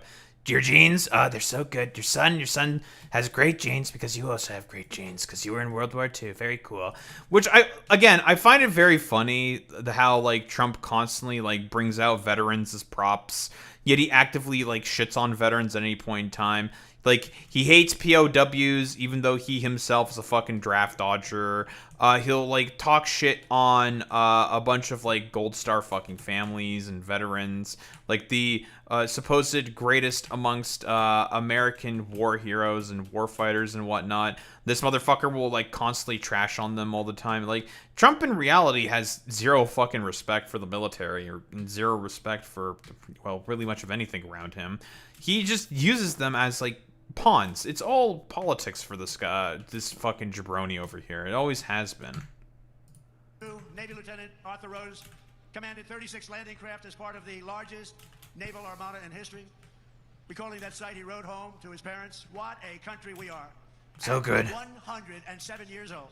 Lieutenant Rose is here to salute one of our nation's most prized possessions, the flag that flew aboard the first landing craft on D-Day and led the first Americans onto the beaches of Normandy to liberate Europe and defeat Nazi fascism forever. That I'm trying to bring back, folks.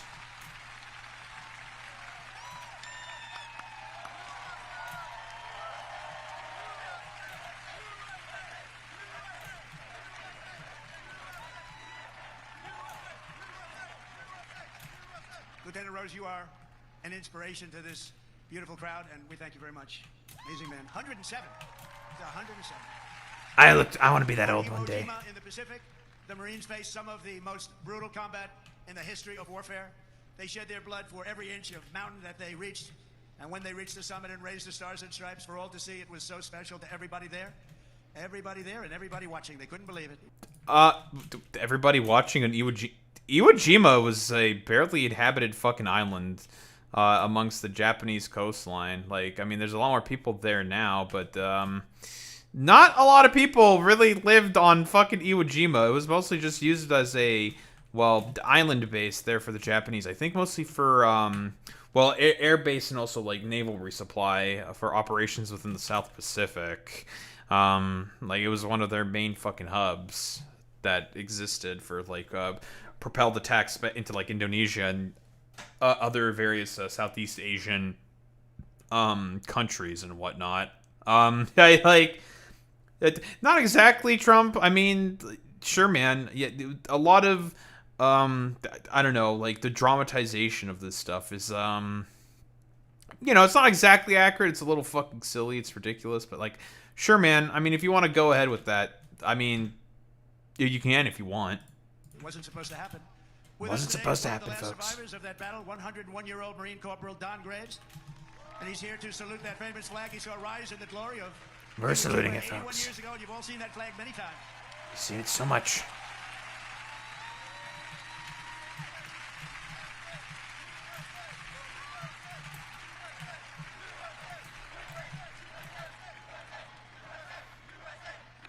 So, ladies and gentlemen, these are the fighters and the banners of the greatest generation. They are the greatest generation. I hate to admit that, but they are. They saved the world, and they Not me. made America very, very proud. We're very proud of you, heroes all. And after we vanquished fascism, Americans stood against the evil of communism in the Cold War. And as I said last night at the beautiful Mount Rushmore, what a beautiful place, where Washington, Jefferson, Lincoln, and Theodore Roosevelt loomed over my shoulder as I spoke, America will never be a communist country. Won't happen. Yeah, a lot of this rhetoric in terms of like anti-communism is becoming more and more prominent for one reason and one reason only. It's because of a lot of the victories that the DSA had within New York. Now, the funny thing about the DSA, the DSA is not communist. Like, not really. They're social democrat. There is a fucking difference.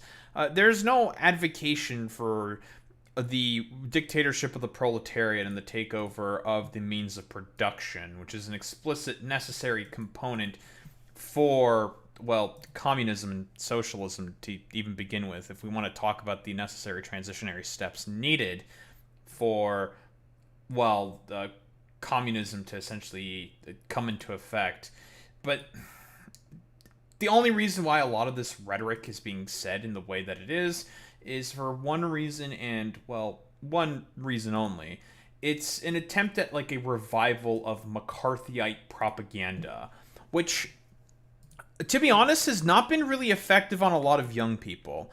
The young people that are mostly here, they are a minority of a minority. There's not a lot of young people, to be honest, are really buying this propaganda about all the McCarthyite fucking nonsense from like the 50s and whatnot. And there's a very, very simplistic reasoning for as to why this is the case. I think this was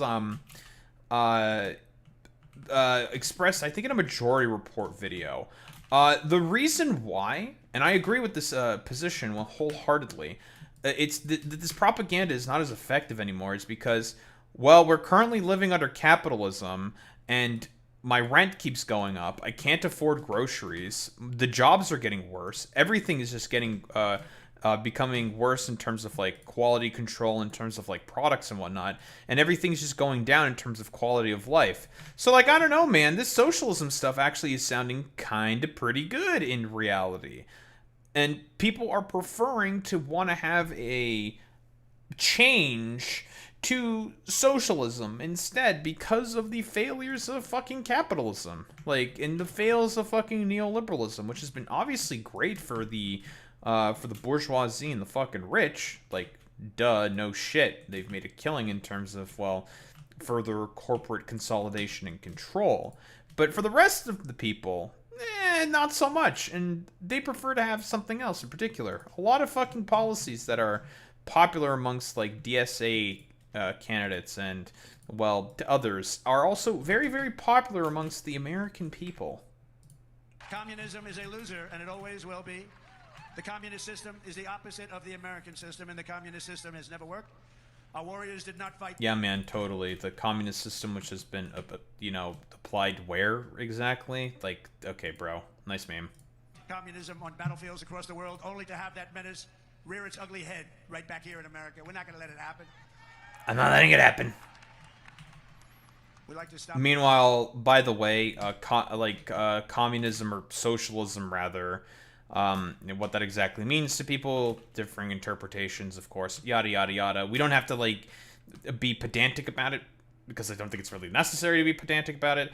It has, I think, a majority support amongst the Democratic constituency now. 66% of Democrats now want to see some form of socialism take place within America, whereas 42% support capitalism. And again, like, it should be extremely obvious for us to why that's the case. It's because the system is fucking failing, man. The promise of the American dream is fucking dead, dude. And no one fucking believes that they have the ability to be able to participate within the current system that's, well, put in place right now. So people are looking for alternatives. A bunch are looking at fascism, but a lot are also looking at socialism. Up a threat like that immediately and before it begins. It's like a cancer. You got to cut it out. You got to cut it out fast. Tonight we proudly thank veterans of the war on communism, including Marine Corporal Pat Finn and Private First Class Rudy Meekins, who fought at the famed Battle of Chosin Reservoir in Korea. That was a rough one. Thank you. Pat fought in hand-to-hand combat with the enemy. He beat the shit out of people, let me tell you.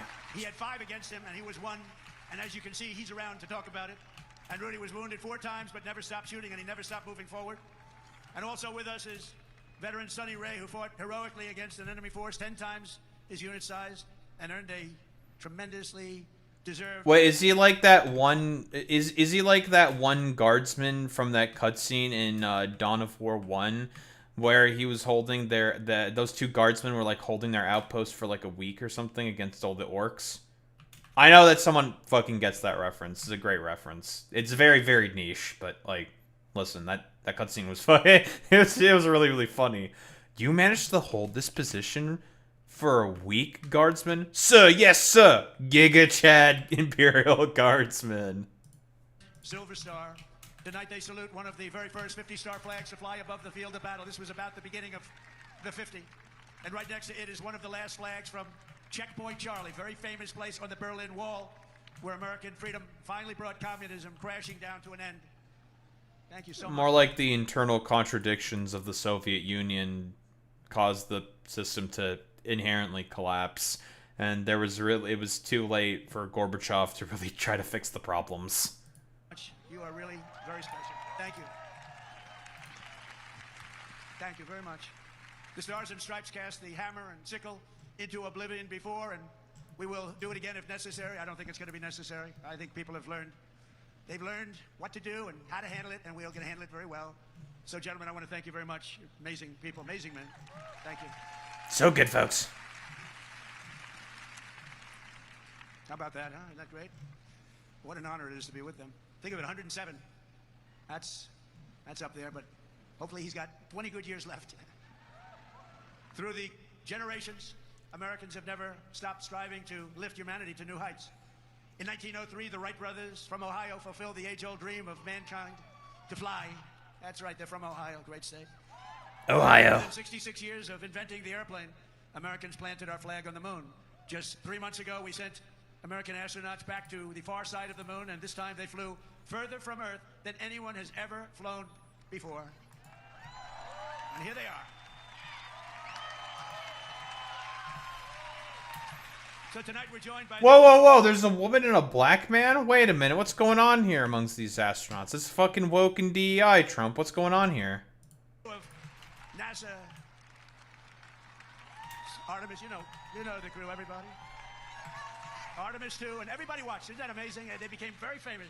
Everybody watched. I was watching. I don't know what it was. That one got the attention of everybody. And It got the attention. So much attention. Apollo 17 astronaut Jack Schmidt. Thank you, Jack. Hi, Jack. You look like you could be with them, Jack. You look very good.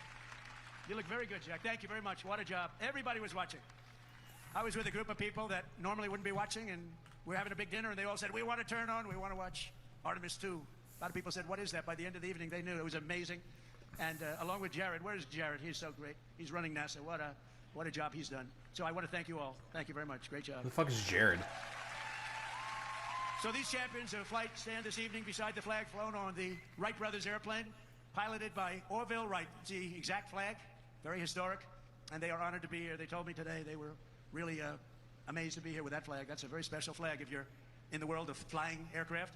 So best flag, everybody. Fantastic job. Very proud of you. Very proud, And I folks. have a special gift for these patriots. This morning on America's 250th birthday, a new flag was flown above the United States Capitol. And tonight I present it to you to soon be planted by American astronauts on their upcoming return to the moon. And in addition to that, I gave them and all of the great heroes that you saw up on stage tonight and a few others that couldn't quite make the stage, I gave them a very special medal from the White House. So it's an honor. Thank you very much, everybody. Appreciate it. I made it up. I made this medal, folks.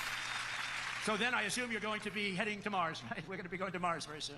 And I think that's something that we do have in mind. And Yeah, sure, man. Totally. People are gonna head to Mars when... I think this is like the first round-trip flight that's been done to the on the moon for about several decades, I believe. And the only reason why that shit was even happening to begin with is not because of any genuine sort of curiosity at all in like terms of scientific pursuit. It's purely because of like Cold War competition bullshit.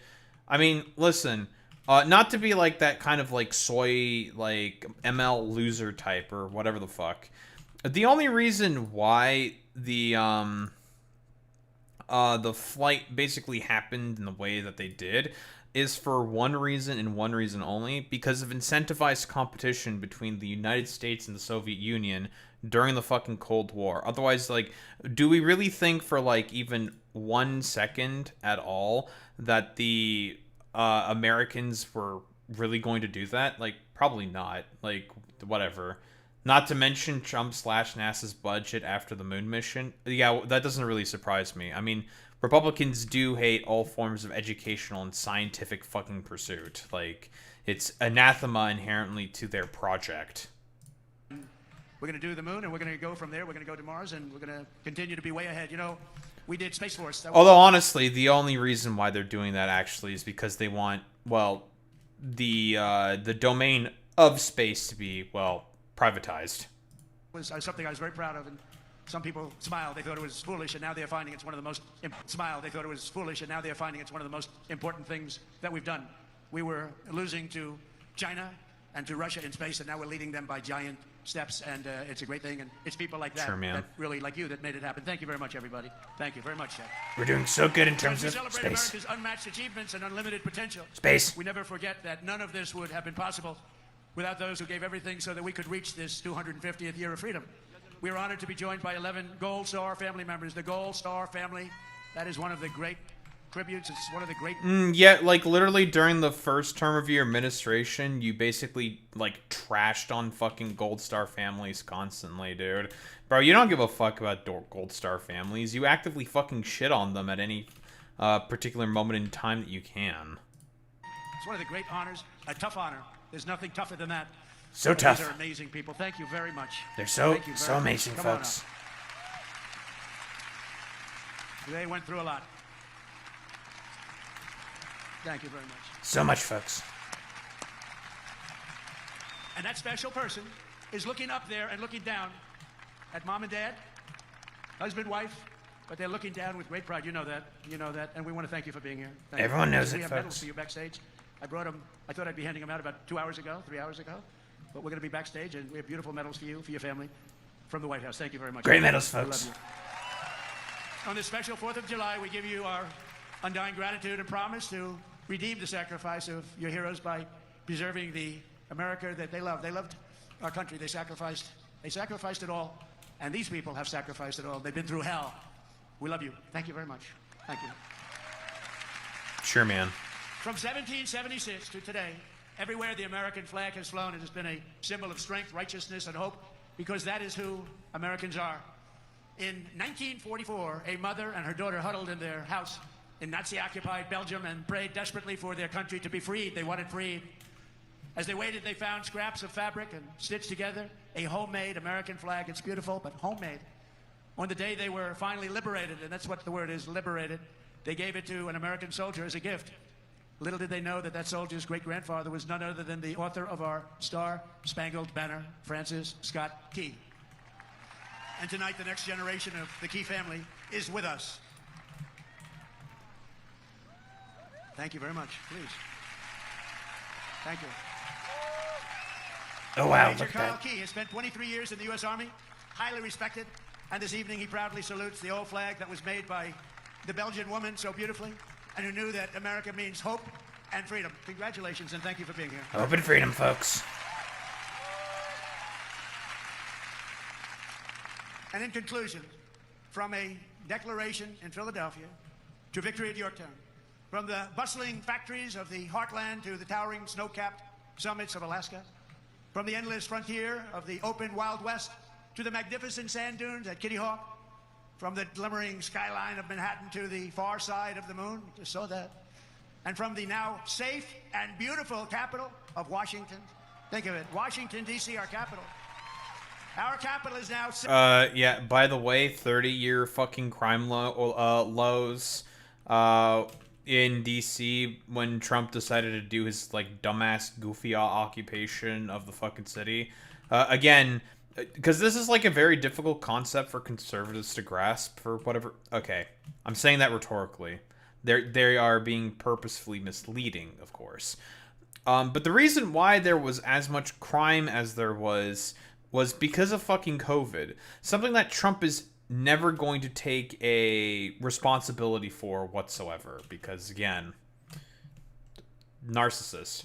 Moment Trump learns a word, he acts like he's the first person to ever learn that word. That's true. That's true. And my grandmother used to do that, and she suffered from dementia for decades. Well, there's a reason why people are calling him Dementia Don, folks. He's Dementia Don. Safe, gleaming, and beautiful again. It's safe again. Went from a very unsafe place 2 years ago to one of the safest cities in the country and one of the most beautiful. To the gleaming waters of the Gulf of America. Gulf of There is Mexico. no challenge Americans cannot overcome. There is no place we cannot go. There is no goal we cannot reach, and there is nothing that Americans cannot do, and we're proving that right now. Sure, man. Our stock market is the strongest it's ever been. There it is. There's the stock $19.2 market. trillion being invested in our country, which is 6 times more than ever happened before. We're building more factories in the United States than ever before. Everyone's 401ks are at the highest number they've ever been. Sure, man. And more people are working today in the United States than any time in the history of our country. But in this country, we can achieve the wildest and most impossible dreams. And no dream in history is bigger or more incredible than the one that started on July 4th, 1776. The war for independence was launched by Minutemen, farmers, blacksmiths, tradesmen, who took up their muskets against the mightiest army on earth, the most powerful army, an unbeatable army, until they met us. No one made them do it. They fought because they knew that a free people must have a free country. Over 250 years, the world has seen the great empires, vast kingdoms, mighty nations. Trump terrible tyrants. definitely does not know why the War of Independence was fought within the United States of America. It's because the colonists were just mad about the fact that they kept getting hit with a bunch of random fucking taxes, like the stamp tax or the fucking tea tax, because the British wanted a bunch of money for the fact that they just had a major war against the French. That was the 100 Years' War, but I don't think any of these guys know that. They came and they went. But after 2.5 centuries, this American Republic still stands tall and strong, and we love each other. That showed tonight. You Sure, heard man. it was over, and what happened? You came back. And this American flag still waves proud and free and beautiful. We have So thrived beautiful. and flourished because our founders were great. Our cause was just. Our people are brave. Our culture is exceptional. And our destiny is written by God. God did that, And folks. as we can see here tonight, after 250 years, the spirit of 1776 still lives within us all. It still roars in the hearts of our nation's capital. It still burns in the heart of every patriot, thunders through every city and town, and it still lights the entire world with the glow of American liberty. And there is nothing like that. At 250 years old, we may be the oldest constitutional republic on earth, but our country is just getting started because the best is yet to come. I bet. This is only the dawn of the golden age of America, and on this 250th 4th of July, we declare, just as they did 2.5 centuries ago, that for our country and for our children and for the cause of liberty, we are going to take our country to new levels, to levels not reached. We're going to make it bigger, better, stronger, and we're going to love it even more. And I just want to thank you, and the I love inconvenience America, of lightning folks. can do that, but lightning will never stop you. And I want to thank everybody, and we love you all, and it's an honor to be your president. Thank you. God bless you all. God bless you all. Thank you. Well, I guess that's the end of that fucking sort of, address to the fucking nation for the 250th anniversary.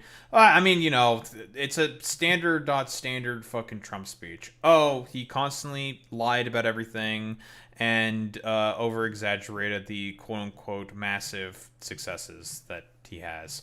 And it's all just a bunch of fucking lies.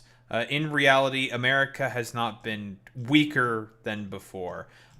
Internationally speaking, nobody, likes America. No one holds America into, any fucking high regard. And even Americans don't necessarily hold America in a high fucking regard at all whatsoever, because it's been made extremely fucking clear by the American people and by everyone else around the world that nobody fucking likes any of the ridiculous fascistic bullshit that's happening within America. It is the downfall of this fucking goddamn country. The whole meme of, quote-unquote, empires only last, on average, about 250 years. And the metaphorical fall of the American empire is essentially here, and Trump has essentially fucking solidified that with a lot of his policies and actions throughout the world in terms of America's standing and whatnot. And that much has been made extremely, extremely fucking clear by the actions that the president has been consistently taking within his within America and with all of his like differing sort of like policies, prescriptions, and ideas, if we can call them that. And honestly, but yeah, I mean, it's bad. It's not great. Fall of America. Blah blah blah blah blah. We all know the fucking meme. It should not be really surprising whatsoever that it was going to happen at some point in time. And Trump is the main guy who has essentially kicked the metaphorical downfall of America into complete overdrive. And I mean, this fucking dumbass speech is just the same exact, like, constant nationalistic fervor pandering that Trump loves to constantly do. Yada, yada, yada. Trying to pull out a crowd for a really shoddily made event that was very tacky and pretty much quintessentially him, to essentially, well, to basically have been brought forward. Like, this shit was really tacky. Let's be honest here in terms of the celebration of America's 250th birthday. And it's all being capped off with a, shall we say, standard Trump speech of similar fucking grievances, random insane anecdotes, and constant pandering to fucking veterans that the Republican Party has essentially been immortalized for the past, like, 40 fucking goddamn years. But we shouldn't be surprised by any of these behaviors at all whatsoever from the fucking president. It's been made extremely fucking clear that the Republican Party, just simply put, does not care at all in terms of its actions around the fucking world. Don't think there's really much else to say besides that. Worth remembering that the fall of the colonial empire is not the same thing as the end of the world. That's true. That is true there, Breakwin. Very true. Very, very true. That was a speech, I guess. Not the worst thing. Yeah, we'll get to that. I'm going to go ahead. I'm going to grab some water. I'm going to grab water. I'm going to grab... go to the bathroom. Stretch my legs a little bit. All that good stuff. Very, very cool. And then I will BRB. We'll be right back. And we're going to talk more about... Oh boy. The new queen of fucking fair use. I'll be right back, gamers.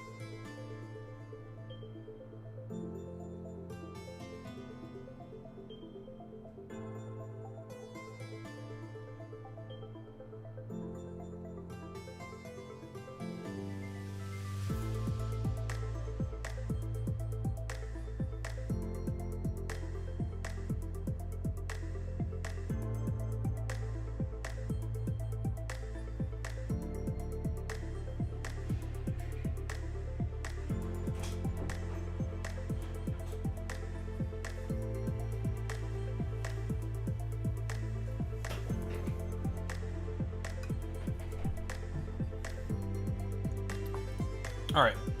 We're so Barack Hussein Obama. That's the correct place. There we go. We're so Barack. Let me tell you, folks.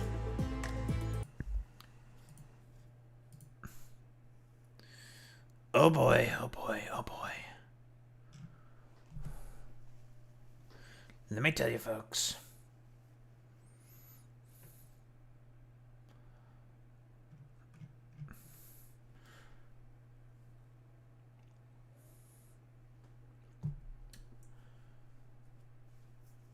Mexico lost 3-2, despite the British getting a red card. I was gonna say red flag. No, it's a red card. That's kind of crazy to me, dude. Kind of cheese. But that's the second of the host countries. Now it's the United States is the last host country. That's cringe. Personally, I think that's a little cringe. That's stupid. Don't like it. Especially considering the corrupt bullshit that Trump just pulled with the World Cup, basically. Trying to talk with the main jabroni of FIFA to reverse the decision of one of the American players that got a red card, a very like clear and obvious red card, that should have been kept in fucking place, because the dude, if I recall correct, I forget his name. I'm really bad with names.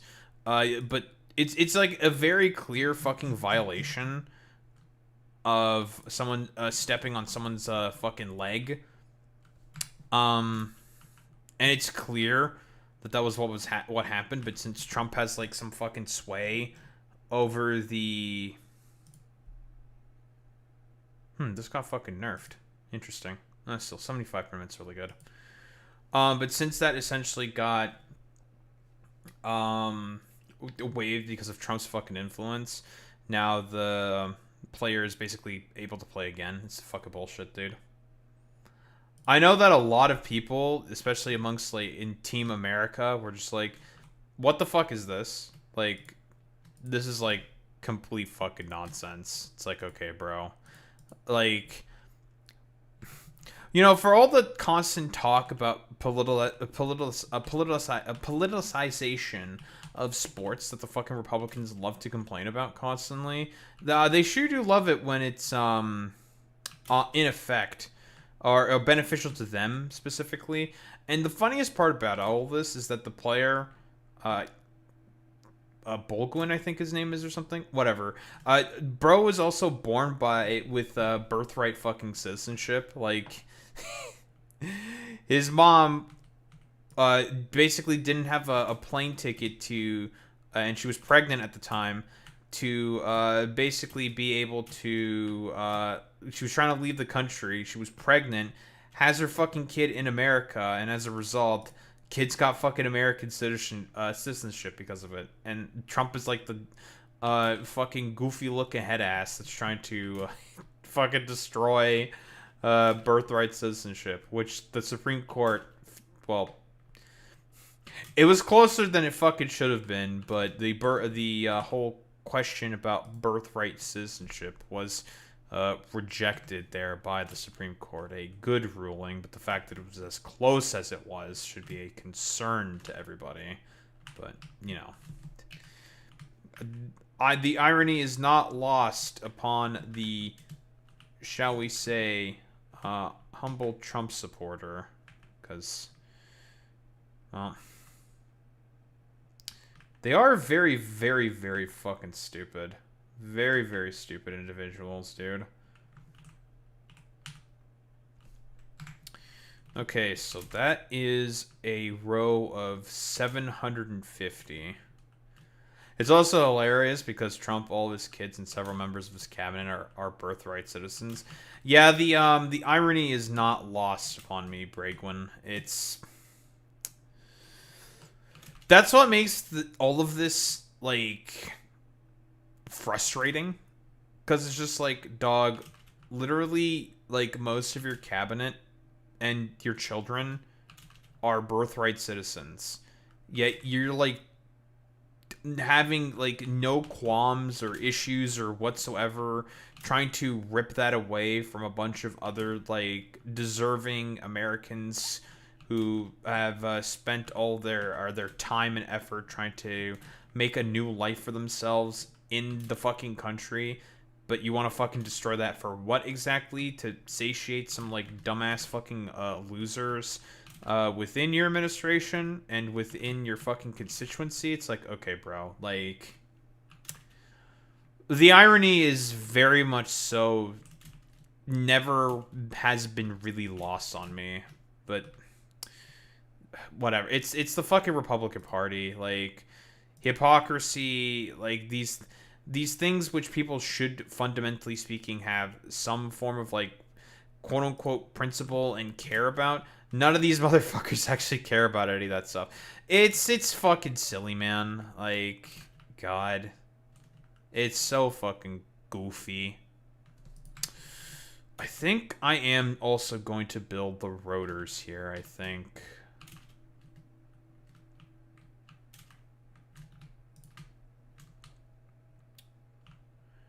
Yeah, I'm gonna build the fucking rotors here.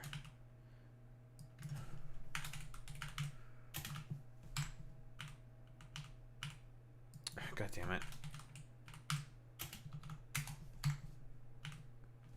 Lovely. Okay, reinforced iron plates, rotors, and these shitters. The modular frames. I probably definitely want to move these.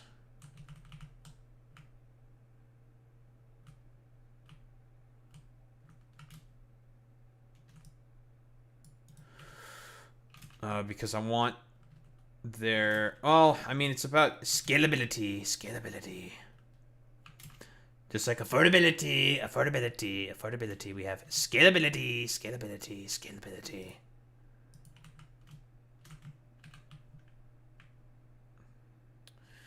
And this is why we need a good amount of iron per second, or per minute in this area. Not only for all the,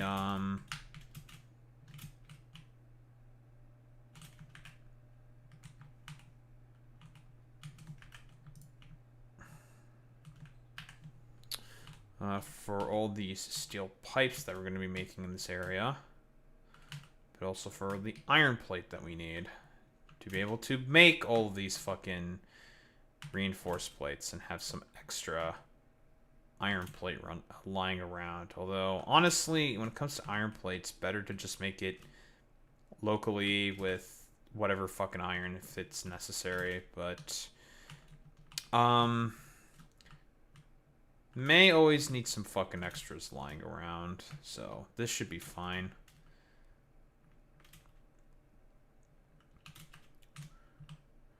Okay.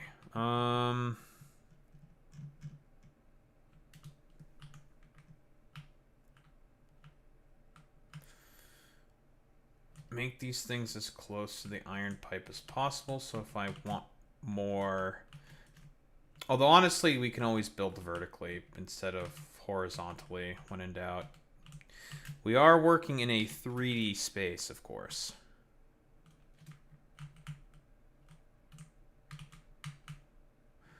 So we can always forehead go up.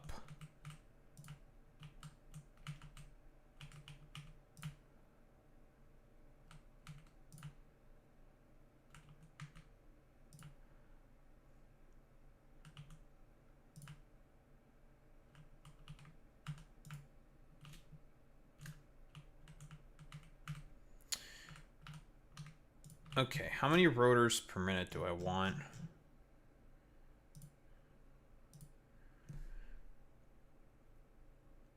This is a... Okay, we have 150 pipe.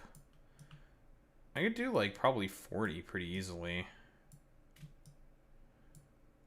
Because wire is not difficult to come by because of the Caterium wire recipe. It's a very, very easy recipe to come by. And I mean, the wire factory is going, and it's literally right over there. Like, there's the wires.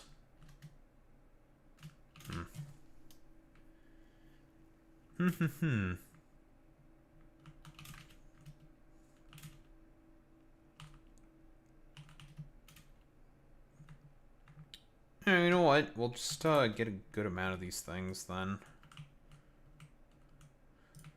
Because we can afford it. The power consumption is, of course, going to be a problem, but we can figure out a fix to that. Probably need to rebuild my power plant that I have, because we need the power, but for when I eventually turn all this shit on.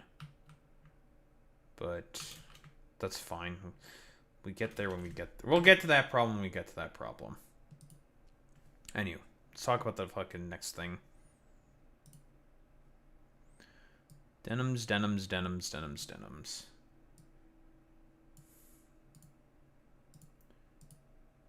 Okay, well, Twitter player's broken. Many such cases. Shut up.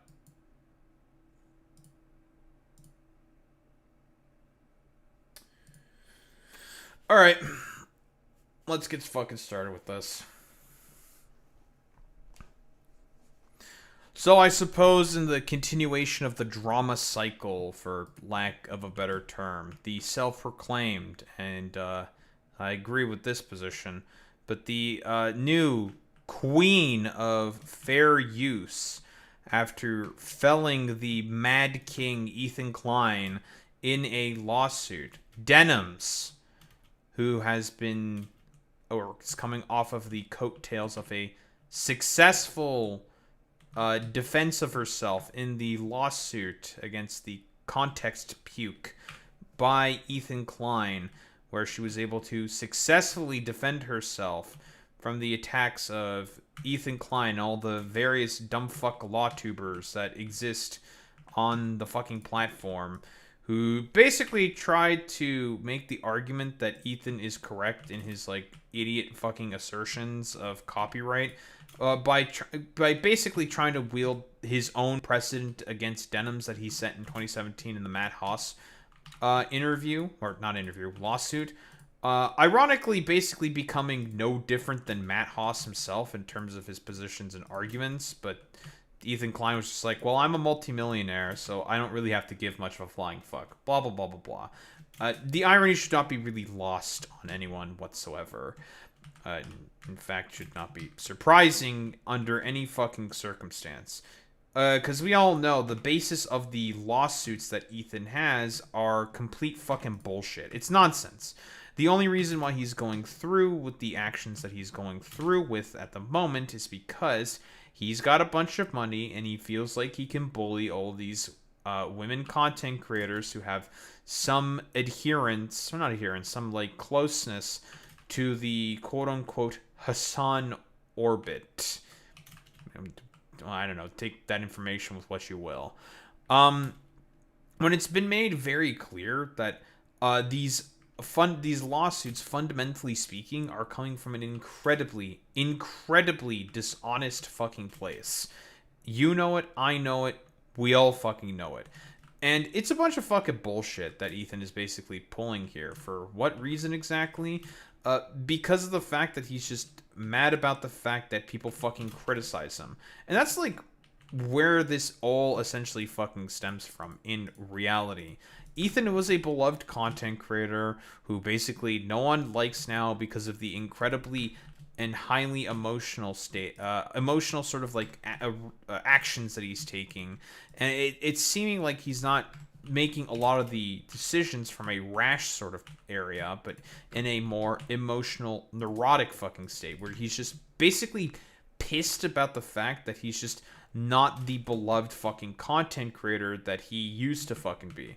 And that's purely where it fucking comes from. Like, it's just, it's annoying that some dumbass is trying to destroy a segment of content on YouTube, all because of the fact that he's just mad about the fact that people have criticisms of him, which he himself has admitted to not being able to properly fucking address and sort of like deal with in a sort of healthy fucking manner.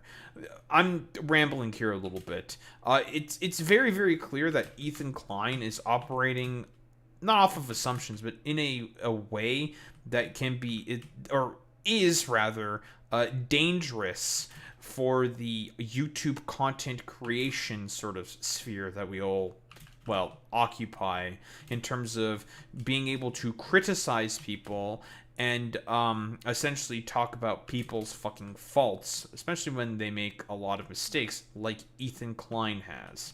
But instead of actually wanting to, I don't know, be honest, come to the table and actually fucking reflect on those misgivings and misactions, Ethan would prefer to instead attempt to silence his opponents and sue them into oblivion, which he has been successful to certain extents against Casey Tron and Frogan, which is highly fucking problematic for the entire ecosystem.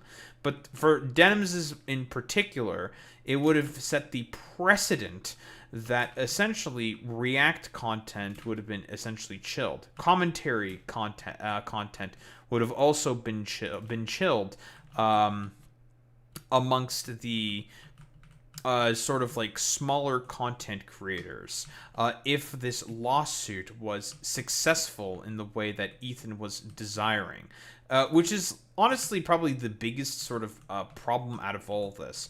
But of course, they're all a collection of associated grifters and freaks who wanted Ethan to be successful because they want to have the privilege of being able to sue people who are critical of their actions, who are critical of their statements and of their fucking positions. That's what Ethan essentially wants. He wants an environment where the more powerful and rich amongst us can have ostensible outsized benefits from his particular, shall we say, freak litigious actions.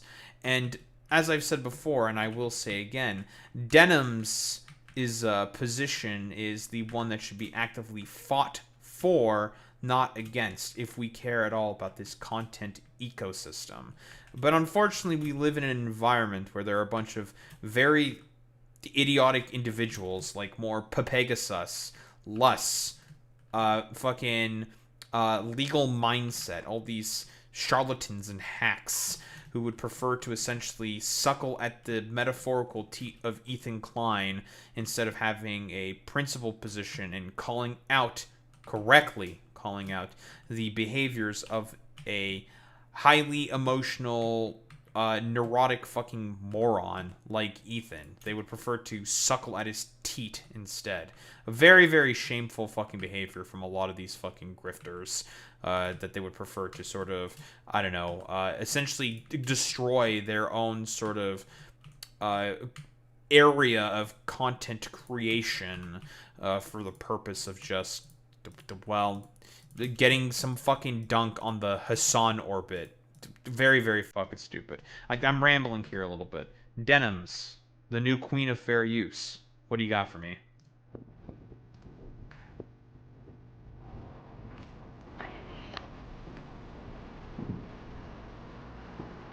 Listen, I see what she's doing here. It's the Godfather bit that fucking Ethan was also doing. That, I get it. I get it. I'm cultural. I've kept up with these things.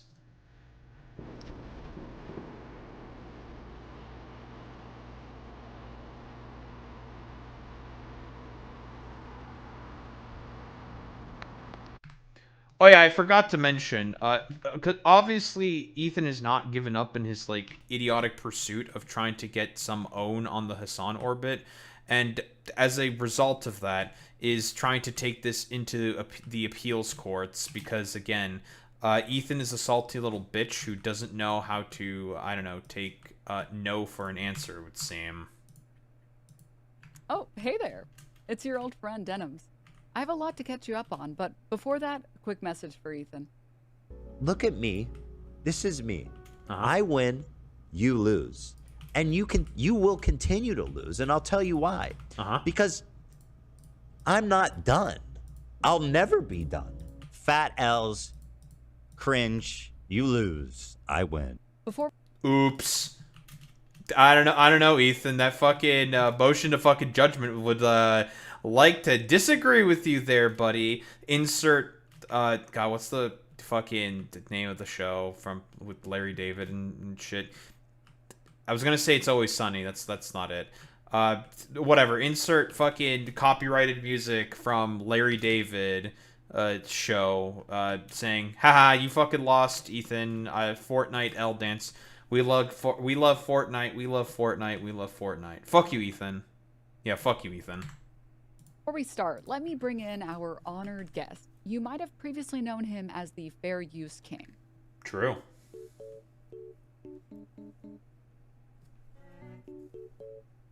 And let me just...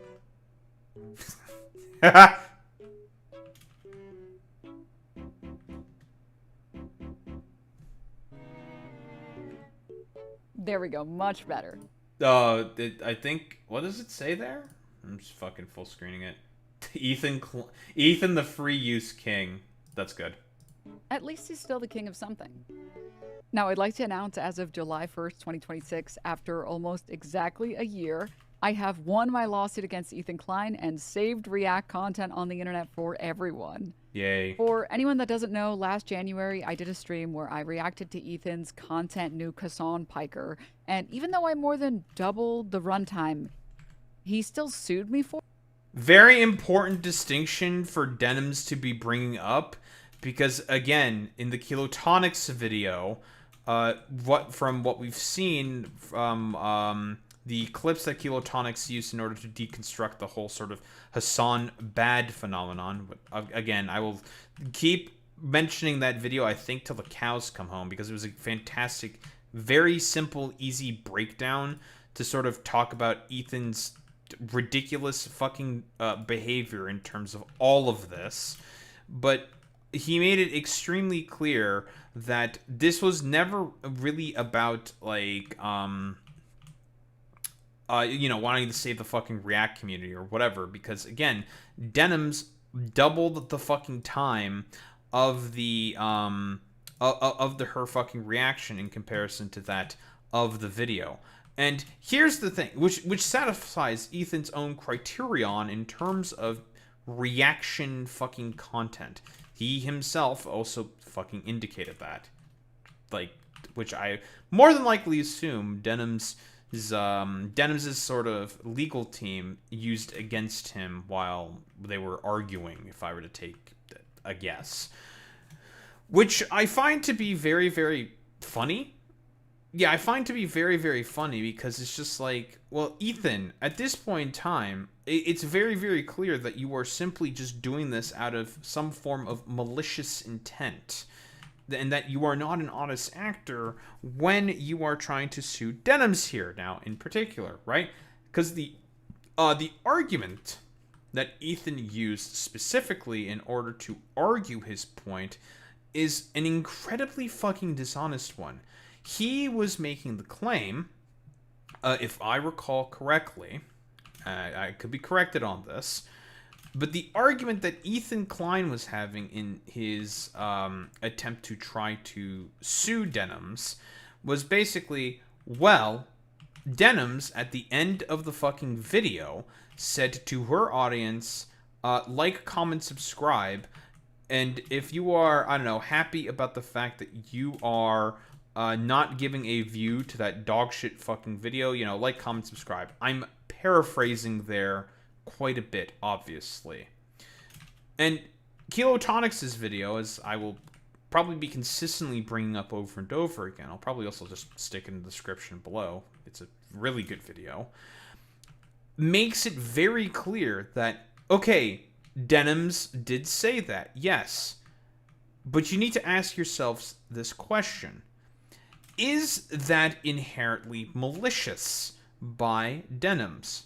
Well, you could certainly interpret it that way. That is a way to look at what she's saying there. Or, another way that it can be looked at is an acknowledgement. An acknowledgement that that was the purpose for what some of the viewers of Denims' fucking stream unironically came there for is to just, well, not watch Ethan Klein's sort of, I don't know, video, and essentially just watch Denims react to instead. Because the argument that Ethan is making is he's saying that this was essentially market-type replacement content. And essentially what that means is it was meant to be a substitute for Ethan's video and had the intention of stealing views and potential advertiser revenue away from the original piece of content. This is a lie by Ethan. And the reason for as to why that is a lie by Ethan is for one simple reason and one simple reason only. XQC and Asmongold. XQC explicitly has stated that he will watch particular pieces of content with the express purpose of no reaction, and in fact he said this himself in a debate with Ethan Klein, saying that I'm not reacting to this, I am watching this. That is a clear intention of not providing transformative content to a particular piece, to a particular video that he's looking at, because he'll unironically just like rip thumbnails of a video and just like stick his fucking face on it. This is like very common practice that he does, and he still fucking does it to this day. But for whatever reason, he's not deciding to sue XQC or Asmongold, who have done this exact same sort of behavior. Asmongold is not as bad, obviously, but XQC is the big fucking perpetrator in terms of all of this. So, again, I have to ask this question to Ethan. Why on earth are you suing Denims and not XQC if we're being adherent to our principles? It's because XQC is a very popular content creator and has a lot of fucking goddamn money and would actually be able to effectively defend himself. As Kilotonics, again, I'm going to be constantly bringing up Kilotonics, the only reason why Ethan even decided to try to put his content nuke video, and including the countdown stream to the content nuke, within the Library of Congress was as a trap specifically for Hassan. It is all inherently fucking dishonest by Ethan. Inherent dishonesty. And that's been made very clear by Ethan Klein himself.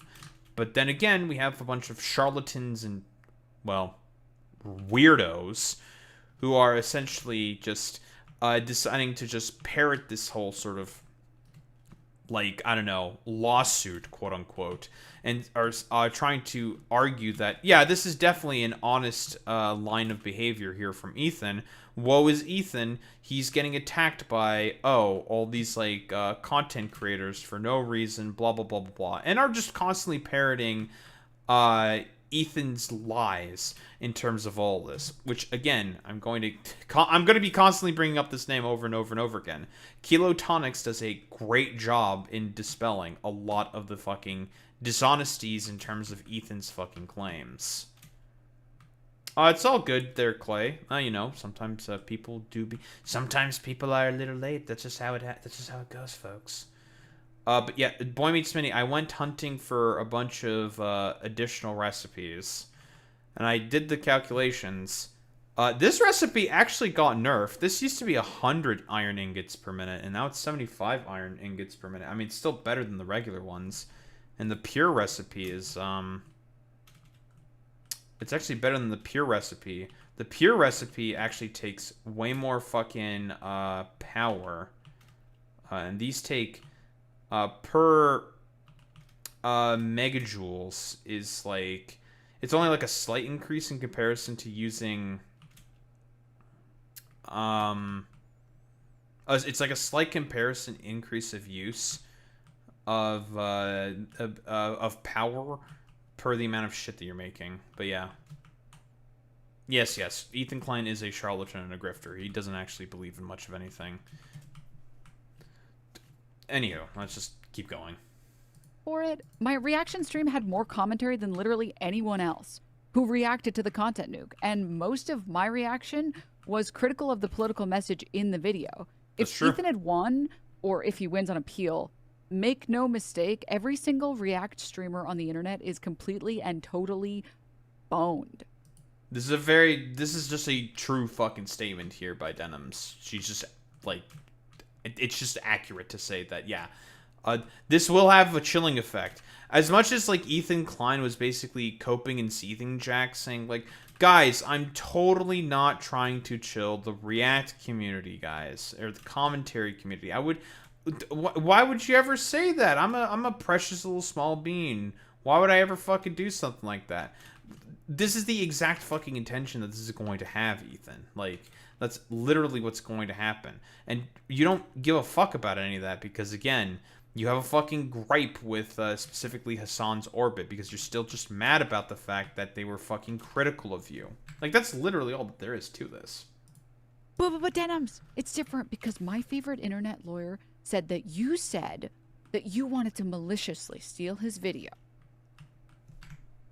Like I said before, I think I've also thoroughly debunked that exact fucking talking point by people like Legal Mindset and Lush, and other various quote-unquote law tubers, quote-unquote, who basically just tried to come up with, I think, the most, like, ridiculous, dishonest interpretations in favor of Ethan Klein's fucking position. That are, again, like I said before, and I'll say it again, just completely and utterly fucking dishonest.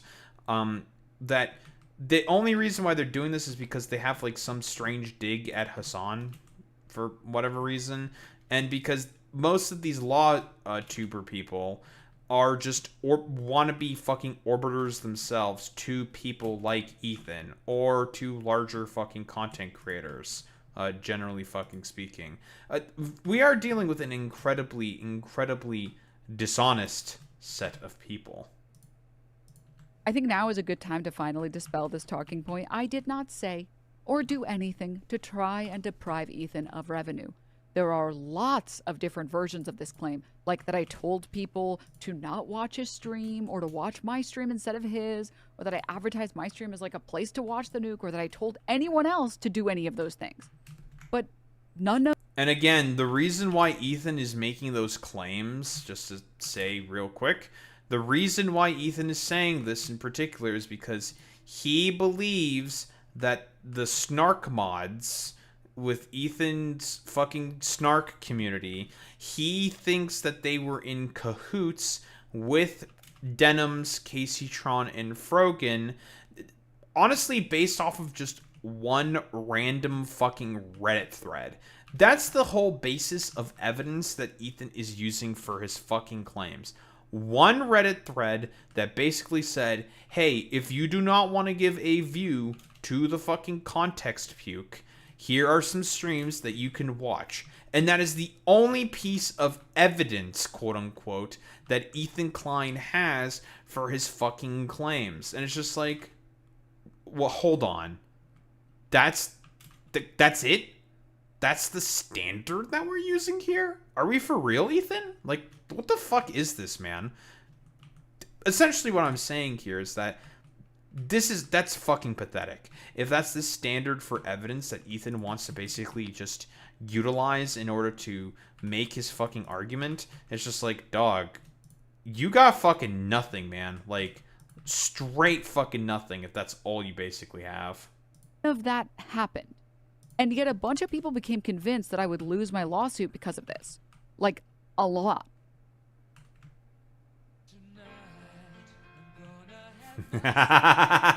Fuck you, Legal Mindset. Fuck you, you stupid DGG dipshit fucking yeet fucking Asmongold. By the way, real fucking quick, Legal Mindset is just a passport bro. The only reason why he lives in Thailand, is it Taiwan? No, it's not Taiwan. The only reason why he lives in Thailand is so he can get some fucking easy pussy. That's like literally the only reason why that dumbass lives there.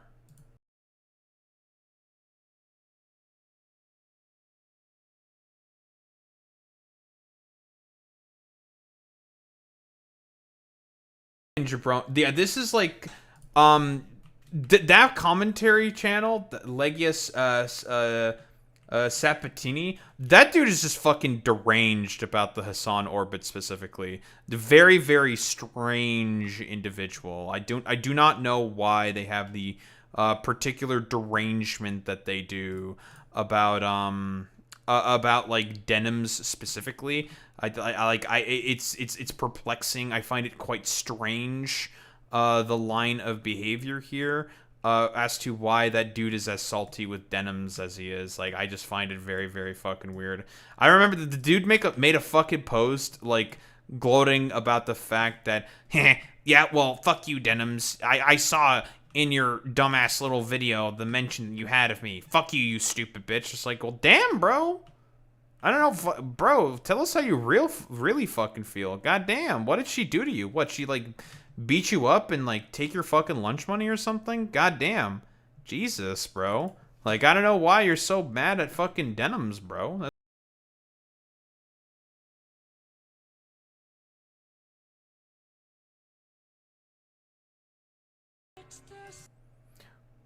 Wait, I don't know about any of these others, but what Denims does is absolutely not. Really? JXE fucking went along with this shit? Really? Really? Okay, that one is surprising to me. JXE also thought that what Ethan Klein was doing was a bunch of bullshit. I know that JXE got like a bunch of shit from like really weird far-right people as like recent drama, I think, with JXE. JXE makes like mostly like political. I'm very curious. Why is JXE going along with this fucking bullshit? That's so fucking strange. They mostly just make like video essays and whatnot. I don't know. It's I find that to be a little weird.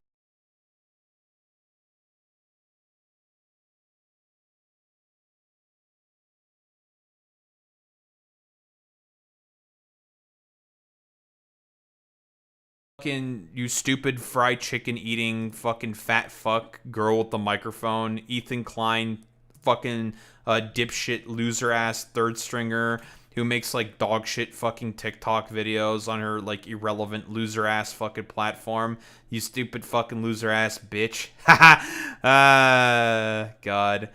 Her being like, because again, a girl with the microphone is like stupid, like just stupid. Like, I genuinely wonder how her brain is capable of fucking functioning.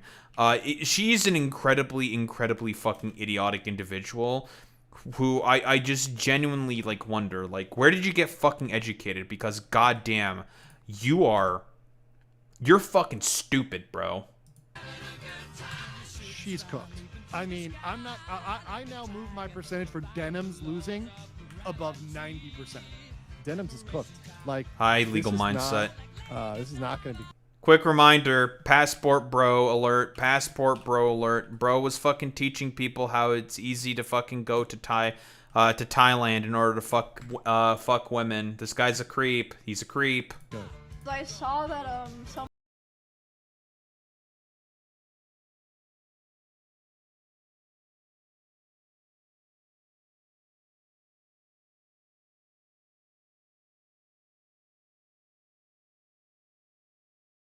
Really funny that Emiru is getting included in in this fucking dumbass compilation. I don't know if it's because Denims had that one post about Emiru where she got called the fucking chud.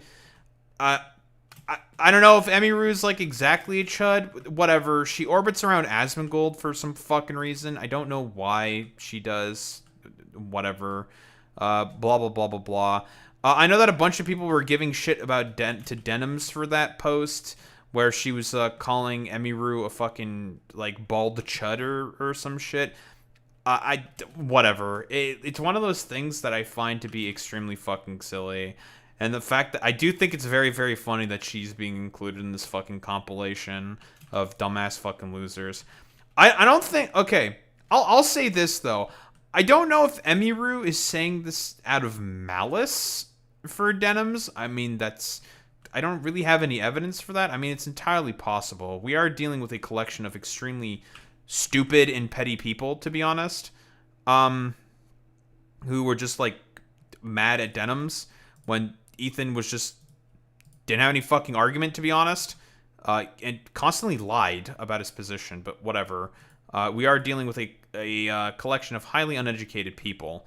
I'm also including the law YouTubers into all of this, of course, as well. Those motherfuckers are highly fucking uneducated.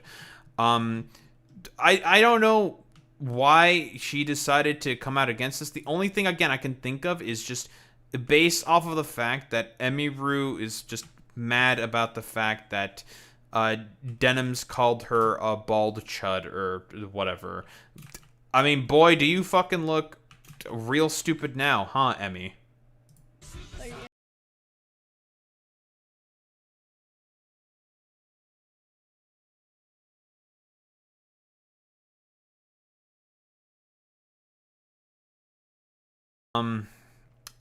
I already fucking dispelled this. I don't give a fuck. Hey, dumbass. Literally, that was not what was happening. But again, we're dealing with legal mindset. Legal mindset is extremely unintelligent. Yes, extremely unintelligent. Advertise that you're doing that. It's like, I think whatever happens with this lawsuit, I don't know what the fuck will even happen as a result of this, but... Who the fuck is this fucking chud? Who are you? I don't know what this is.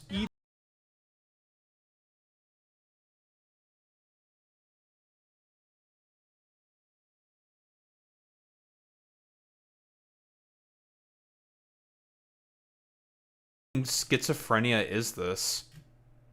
Who the fuck is this guy? What fucking schizo are we... Do we know what schizo we're fucking dealing with here? Who, like, what is a fucking bro waffling on about? Yeah, Denims is a, like, tiny little animal getting eaten by a snake? What? What? Are we okay, bro? I don't think bro's okay, guys. Does deserve it, so maybe it is worth watching. About that lawsuit. Hi, Roach. Honestly, I feel like they're already fucked, right? And I feel like they're basically cooked no matter what. Denims raised 15K for Ethan. That's nice of her to do that. Oops. Sorry about that, Asmongold.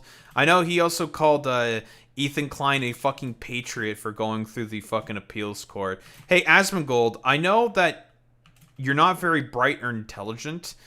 This shit also fucking affects you for your dog shit fucking political videos, political reaction videos that you fucking create on your miserable fucking channel. But then again, you're probably going to be okay with all this because you're not really going to suffer many of the adverse fucking consequences for this in particular. Like, go fuck yourself, you stupid fucking roach.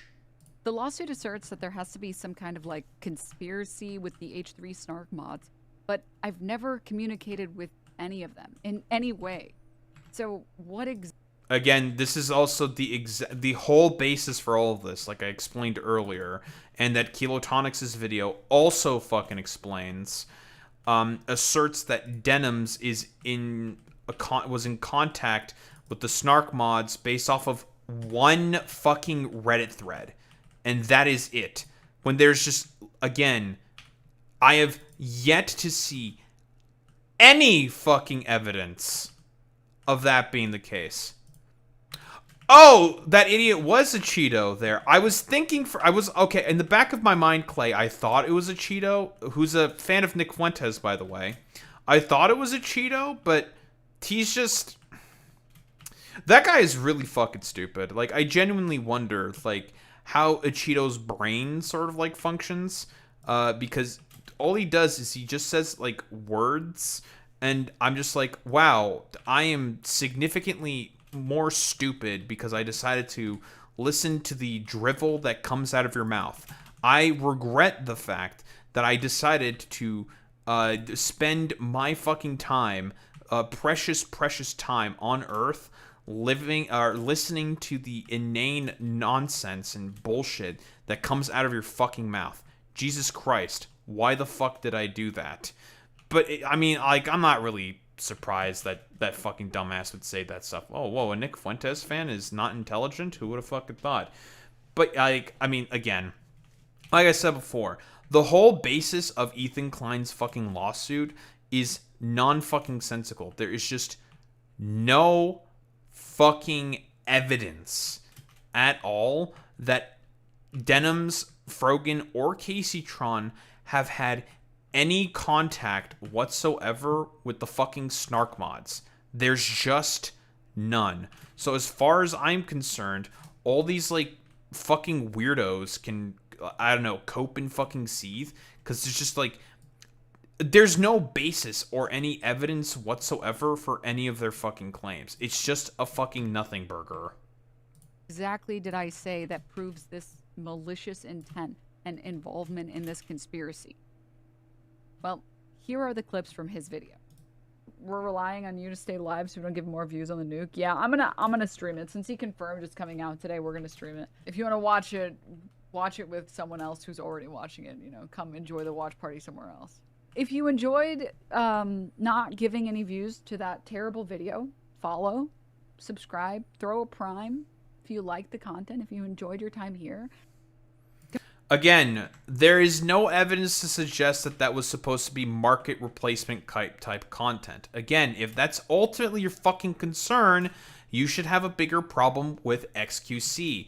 And in reality, you should be fucking suing him instead. But Ethan didn't fucking do that for some reason. Why?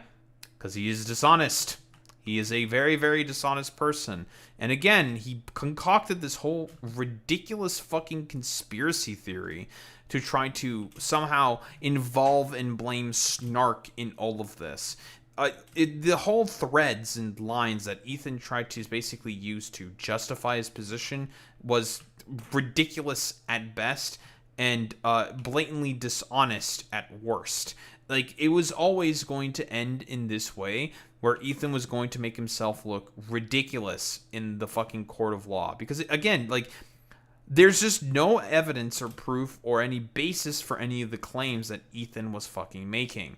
But it's okay. We have a bunch of, like, 3 IQ, like, very, very low IQ YouTubers and commentators, quote unquote, who just basically have, like, a hate boner for Hassan in the fucking orbit because it's, like, safe and fucking easy to make that type of content. And as a result, oh, well, we're just getting, like, terrible, terrible, terrible fucking analysis out of the whole situation. It's fucking pathetic to me. Compelling, right? Here's the thing. I don't care how many views Ethan's video gets. It's just not something that's ever crossed my mind. So in that first clip, when I read that chat message, I answer their question and move on. I hope you guys don't mind me not. No. Wow, she was reading a fucking chat message. Wow, that's actually fucking worse. Because I didn't hear the other two fucking claims. Because again, like I said before, if you really do fucking believe that Denims' fucking reaction video to all of this, which probably had several hundred thousands of views, maybe even 1 million, is on the same scale for as to XQC, you're fucking high. You're just delusional, right? It's non-fucking sensical. If we're talking about this being market replacement content, you're a fucking goofy head, bro. You're an idiot. You are a very stupid individual. But then again, the people who were deciding to go along with this fucking narrative are very, very stupid individuals. Lambasting that chatter. The second clip is so plainly out of context that I don't really know what to think of it, especially considering that they also tried to use it in the filing. Let me play the full thing for you. Yeah, this is another thing. Don't go bother Hassan while he's in fucking Japan having a good time. Don't bother him about this stupid garbage.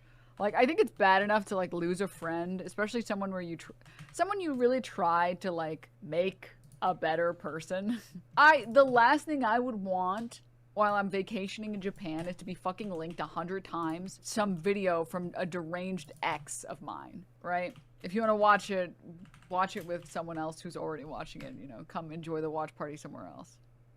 Oh, well, that's a little interesting. Wait, Denims, are you saying that Ethan Klein is a fucking liar? Oh my god. Ethan, my favorite podcasting guy, Reno? Lying? No, I can't believe it. I, for one, am completely shocked by this. I don't think that needs any further explanation. Nope. The last clip is me shilling at the end of my stream.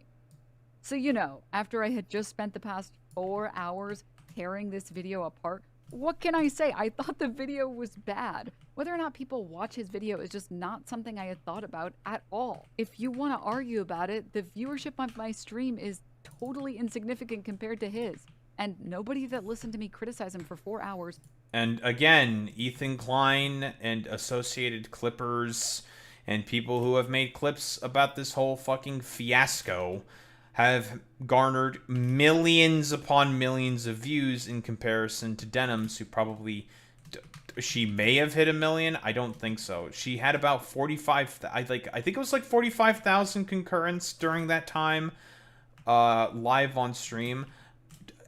Again, if you fucking think that's going to be enough to act as market replacement fucking content in comparison to the millions of fucking views that Ethan garnered, and who knows how many concurrents he had during the premiering of the fucking video, and all of the associated follow-up live streams and podcasts that he had about the fucking content nuke, because of course he did, you're high. Like, I don't really give a shit at all. I'm just going to say you are fucking high. Period. End of story. And you might want to learn how to do like basic fucking arithmetic, basic mathematics again. You might need to go to school for that or something. You know, like the numbers, the numbers ain't fucking numbering, Jack. Like, it's just nonsense, dude. Was going to watch his video anyways because it's a completely different experience. And I mean, that is literally what the court found. So all of that to say there isn't anything uniquely special about this case. Technically, between you and me, even if there was, intent doesn't actually matter when it comes to analyzing whether or not something is fair use.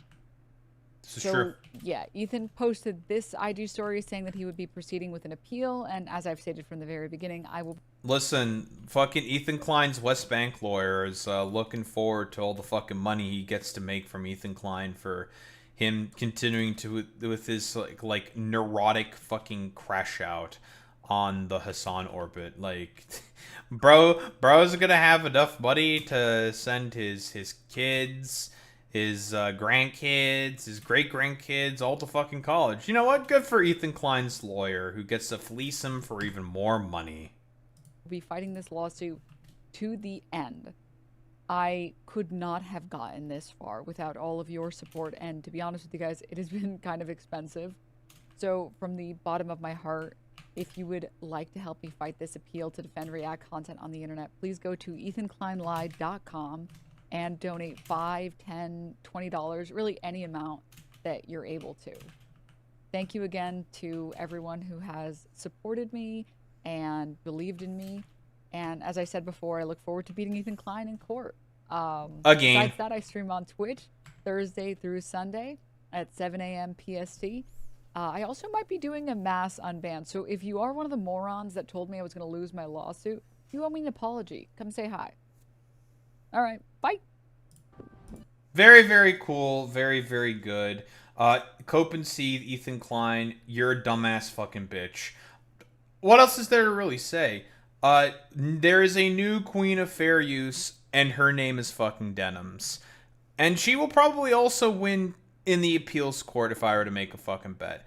So as far as I'm concerned, Cope and fucking Seed, Ethan Klein, and all the associated fucking dumbasses who exist in order to just pump him up and continue with the pathetic, neurotic fucking crash out that he's having when it comes to this whole fucking fiasco. It really is just a entirely fucking pathetic effort here by Ethan to essentially try to, I don't know, regain some I don't know, like grace, some form of, well, really much of anything, in terms of the fucking massive L that he just took in terms of this fair use fucking lawsuit. Like I said before, there is a new queen of fair use in town, and her name is fucking Denims. As far as I'm concerned, I don't know, cope and fucking seethe, Ethan Klein, you incredibly neurotic, idiotic fucking bitch. Don't think there's really much else to say besides that.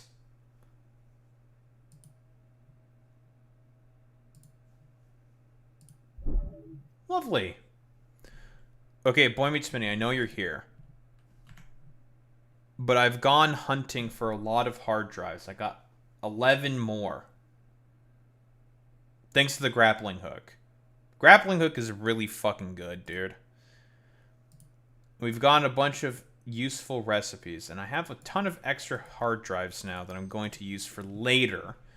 Because I probably want to get some of the alternate circuit board recipes so I can cut more plastic and use plastic for anything else. But we got the steel rotor recipe, which I think is it's not the best recipe, but it makes it such that I don't have to bring in as many screws in this area because we're already going to be pretty screw heavy here. And I also got this recipe as well. The iron alloy ingot recipe, because it doesn't take a lot of copper. 10 per minute is very little. And it's unfortunate that the wiki in terms of the alternate recipes have not been updated, because I'm looking at this. Let me see. Where's the iron alloy ingot? Iron ingot. Oh, wait, it's not been fucking changed or nerfed whatsoever. Oh, never mind. Anywho, the iron alloy ingot is a pretty good recipe in comparison to that of the regular recipe. The iron alloy ingot only demands an increase of 10 iron ore per minute, which is irrelevant, and 10 copper ore per minute into the foundry, and an increase from 8 megajoules per item to 12.8 joules per item, which is a 60% increase. Granted, of course. That's a 60% fucking increase in terms of power consumption, but you are getting 2.5 times the amount of iron ingots out of the whole equation. Whereas I would say it is a better recipe, the iron ingot, a pure iron ingot recipe, which gives you 65 per minute, but it consumes 28 megajoules per fucking item. Now, obviously, I think that recipe is really, really good for the late game. Like, very good for the late game, but at this current juncture, the iron alloy ingot recipe, I think, is actually much better in terms of power consumption for what you get out of it. The numbers are there. The numbers are numbering. It's good fucking numbers. Like, just the line of 10 foundries alone, that is 750 ingots per minute, which is pretty good. But Daho, you don't have the throughput for that. No, I don't. I do not have the throughput for that, but I mean, it's still good, all things considered. Yes.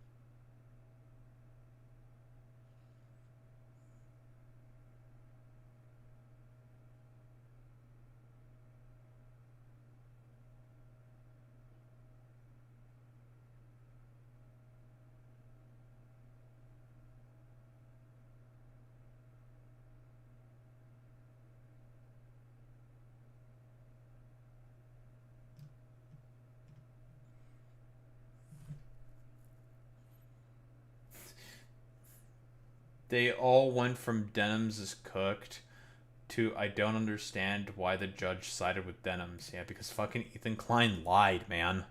He's just a liar. Yeah, I also just saw that from Niara. It's funny. Like, I'm sorry, your streamer is a liar, guys. Your favorite podcaster, it turns out he doesn't tell the truth, guys.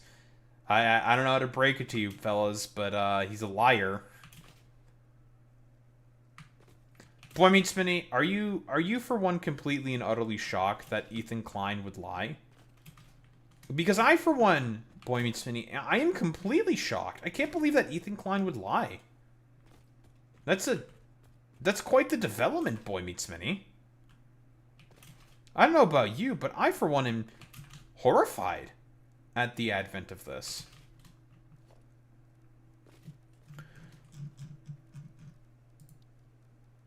Oh, also, another recipe I'm going to take advantage of is this. I'm going to take advantage of the solid steel ingot recipe. Because this recipe is much better than the original. And then the molded beam recipe. This one's pretty good, actually. Very expensive on the steel ingots. Yeah, 120 per minute. Concrete is essentially free, especially once you get wet concrete. But, 45 per minute, which is better than in comparison to the regular recipe, which is just, I think it's only 15 per minute. I think this recipe is actually pretty good, to be honest. This is a good recipe. Especially with wet concrete.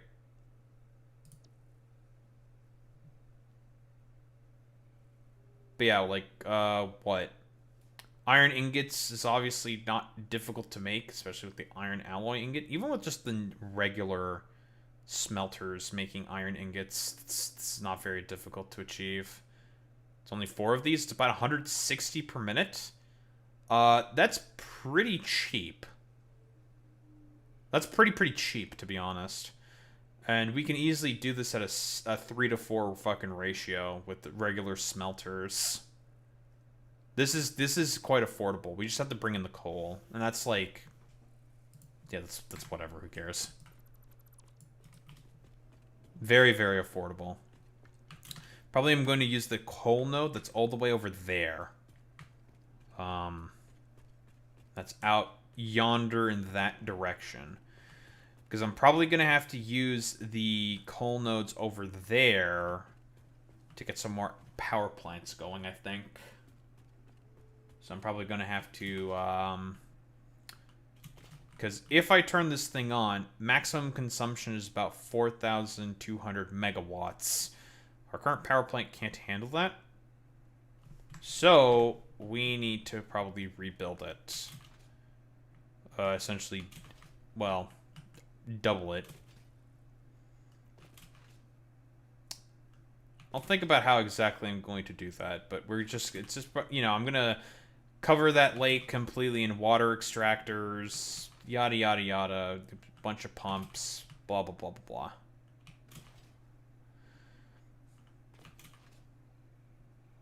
Yes, I've seen the clips of how Ethan actually does despise Orthodox Jews, right? He was talking about the what's the name of them? The ultra-Orthodox Jewish people, like, kind of just being like an asshole to them, calling them like shitty and sort of like smelly and whatnot. Just like expressing a bunch of hatred for them. It's very weird. I don't know why he did that. I'm saying that a little rhetorically. It's because he's just a freak. That's why. It's because he's a Zionist. That's why. Zionists also hate like Orthodox fucking Jewish people as well, because again, they don't agree with the project of Israel.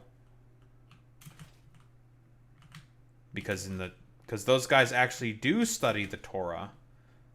Unlike Ethan, who does not study the Torah, and they have all come to the consensus of, yeah, there should not be, like, Israel as a state should not exist at this moment. It is completely out of line with what the religious texts say.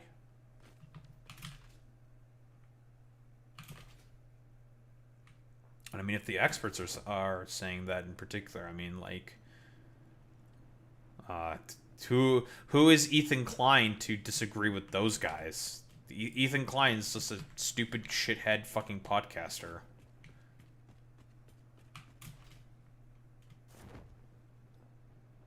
Yeah, you fucking Star Citizening? I know people who play Star Citizen. And they got, like, salty about it. It was funny. Mostly because of... They were, like, early backers of Star Citizen. And that was when Star Citizen was, like, a complete fucking shit show of a mess. Yeah, it's a buggy game. It is buggy. Because the ambition is very, very high. Obviously, I would like Star Citizen to be successful. I know they're very, very transparent about it, and they talk about, like, yeah, this is what we're working on, this is what we're doing, blah, blah, blah, blah, blah. Here's what we're up to, yada, yada, yada. And they tend to be very transparent and good in terms of their disclosures. But, goddamn, dude, the ambition behind that project is kind of fucking insane. Mad fun with a flight stick, too. I bet. But yes, before I forget to mention, there will be no stream this Thursday. So, like I said before, I'm heading up to Ottawa for my quote-unquote yearly pilgrimage for Pokemon Go Fest up to Ottawa. And I'm going to be heading home, and then heading up to Ottawa because of, well, you know, Pokemon Go Fest and whatnot. Gonna be hanging out with my Pokemon Go buddies. Or at least I hope, right? They're not busy or with their whatever the fuck they're doing. I didn't message them, and they're just like, "Oh yeah, actually, please, can we hang out with you? Can we drive you around? Because typically we hang out with this like one annoying person normally, but she has Pokecoin discounts, so that's why people are okay with like all the cheats and hacks that she uses." I'm like, that's funny. And apparently, as my buddy told me, she just said like, yeah, we think she's autistic because she talks about her husband all the time. I'm like, well, that's a nice thing to be autistic about, I guess. But I can understand why it's annoying. But, you know, of all the things you can be autistic about, you know, I think that's, like, okay. Okay, listen, Boy Meets Minnie. I, too, am also, technically speaking, a fucking cheater. Because I also spoof as well. Oh, but all I do is spoof. I don't know about these coin discounts. I definitely would use that. Like, fuck you, Niantic. Or Spokely, whatever. Scopely, not Spokely. Scopely. You fucking assholes.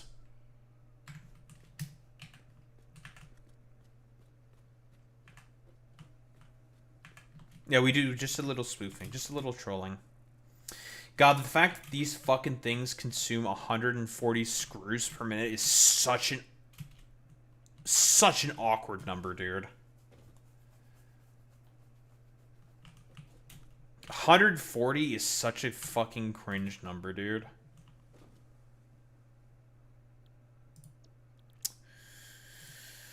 I don't know if I want to use the stitch plate recipe instead. Or no. The fuck? No. The steel frame recipe instead. I don't know.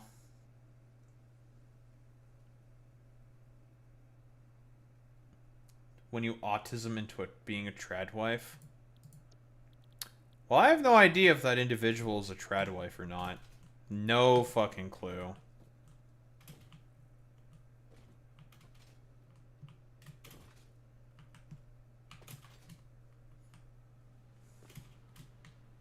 But apparently the husband that she constantly talks about over and over and over again. Apparently he doesn't even like playing Pokemon Go all that much, so it's just like, well, okay, that's a little weird. But okay, dude. Sure, man. I do find it to be very, very I found the whole situation to be very, very, very funny. I'm gonna be honest here.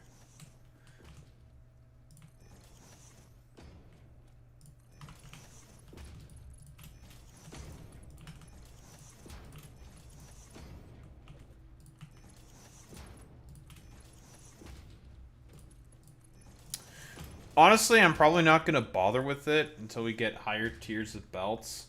It's not 160, it's 140. It's worse. It's 140. 160 is like whatever. 140 is more annoying because it's like, again, the Mark III belts carry 270 items per second, and this is 140, dude. It's just like, wow, we're 10 off.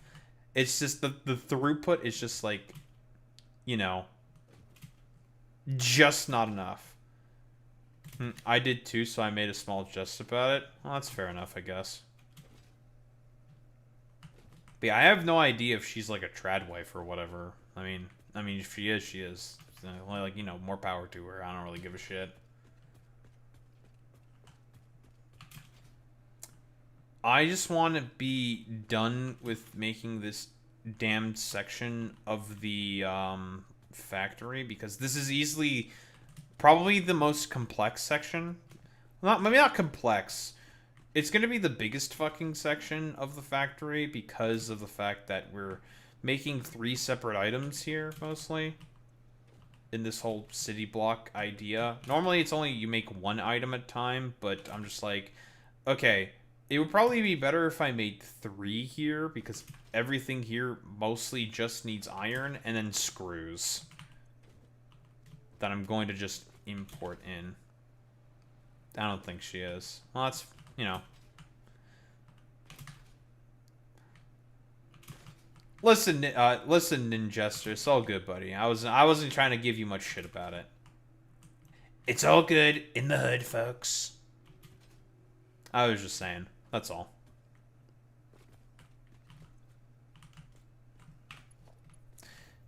It's all good in the hood, folks.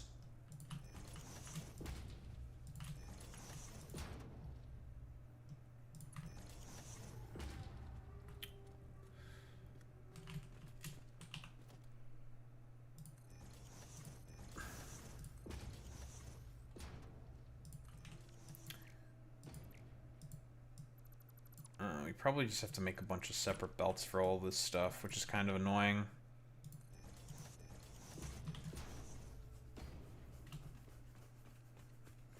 Can't be using no splitters around here, folks. Can't be doing that.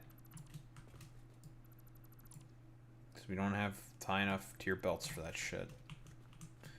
Can't be doing that here, folks.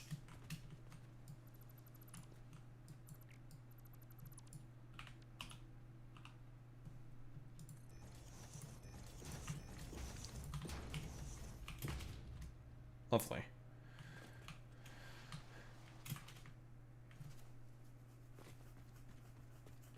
Okay, so all that's really left is so the reinforced iron plate. That's gonna come from over here. All that's really left to do is for me to just essentially take apart all of this shit. Which would be kind of annoying. Nah, it's gonna be kind of annoying, but whatever. I'll make a bunch of sinks, sink all the useless shit, and then change up the 2 copper mines that are over there, bring them up to over here, so then we can make all of the iron ignots that we need, and just to go from there. That's gonna be the plan. Those 2 mines over there should be more than enough for our focus purposes. Shouldn't be a problem.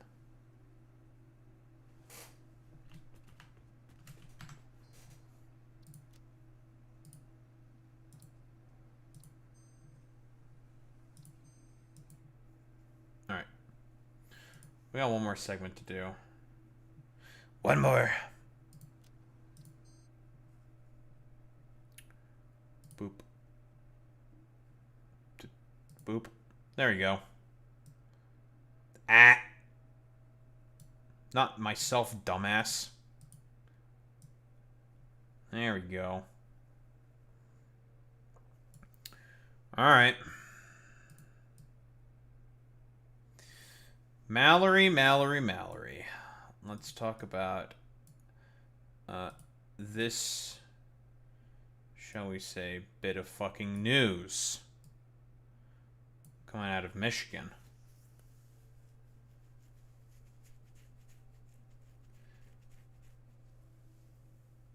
I just noticed that she calls herself Ray Wirtz Ginger Half. I don't know why. Okay, Mallory. Very cool.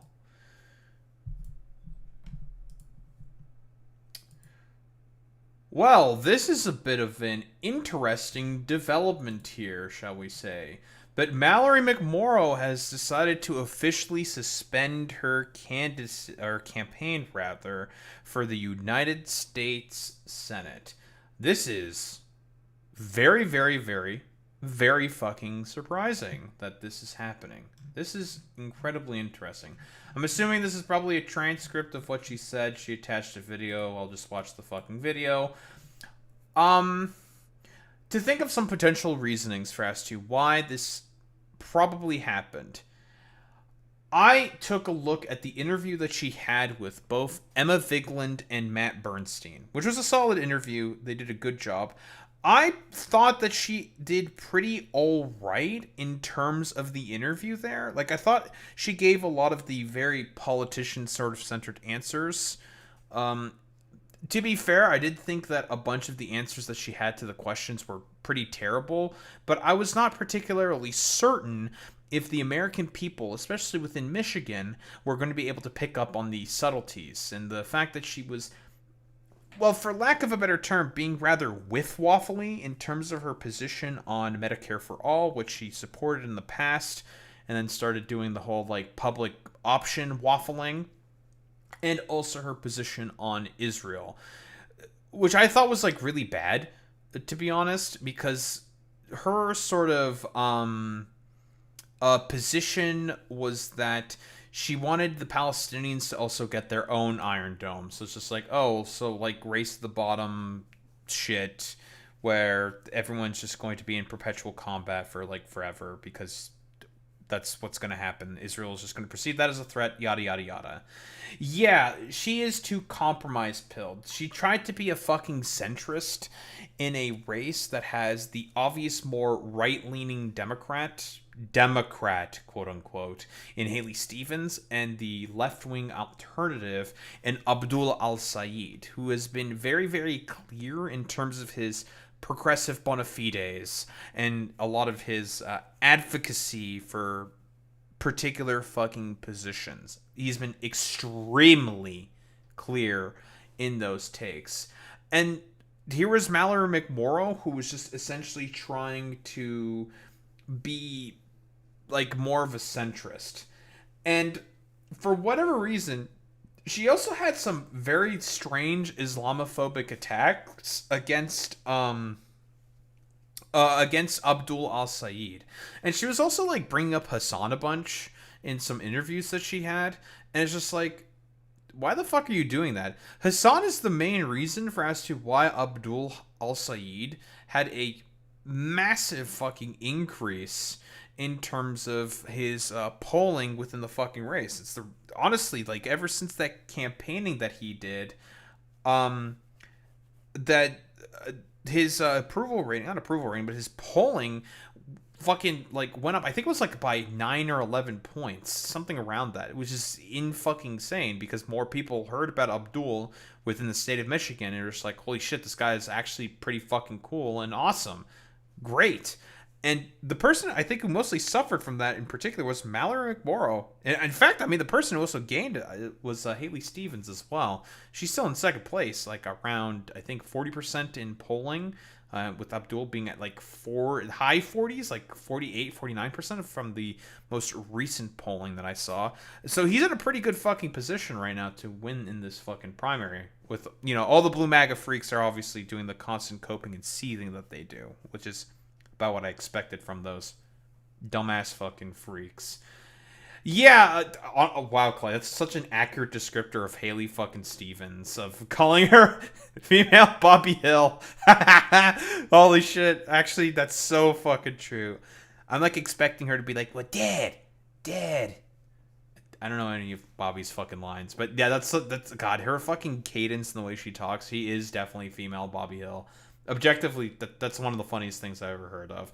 But yeah, Abdul Al-Sayed is in a pretty good fucking spot. I do think maybe she will endorse Abdul Al-Sayed. I think more than likely more Mcmorrow voters are probably going to head over to Abdul, because Mcmorrow has had a history of being a bit of like a progressive herself, like a little further left-leaning. She just decided to take the path that she took, an effective one, to essentially try to, I don't know, be compromised pilled in the race for whatever reason, because she felt like that was like a pathway forward for her. And I think she was like also getting like the backing of like Chuck Schumer and whatnot as well, when Haley Stevens was also herself flailing in the fucking polls. Because, well, Chuck Schumer wants Haley Stevens to win the race, obviously, because she's a freakazoid Zionist and has gotten, like, I think, like $12 million from AIPAC, something like that, and affiliated PACs with AIPAC and shit like that, yada, yada, yada. Yeah, she's just a complete, utter AIPAC stooge, Haley Stevens, who, well, a lot of people don't really like all that much, because AIPAC is bad. Yeah, AIPAC is pretty bad. But, doing a lot of fucking rambling here.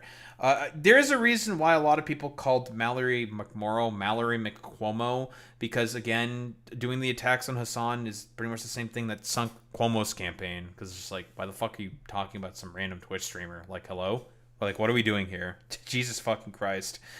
And the Islamophobia probably was also not really helping her all that much as well. And the fact that she was just, I don't know, like being a very Kamala Harris sort of character in terms of all this being like compromised pill. Like, no one's interesting with that. And yes, Clay, you beat me to it. My conspiracy theory here is that she conducted an interview with Hutch. For those who don't know, Hutch is basically a blue MAGA fucking loser. Yeah, just a blue MAGA fucking goddamn loser who will basically just do anything to try to be the ratchet on the ratchet effect. Ineffectively, of course, because he's just got really, really fucking bad political instincts.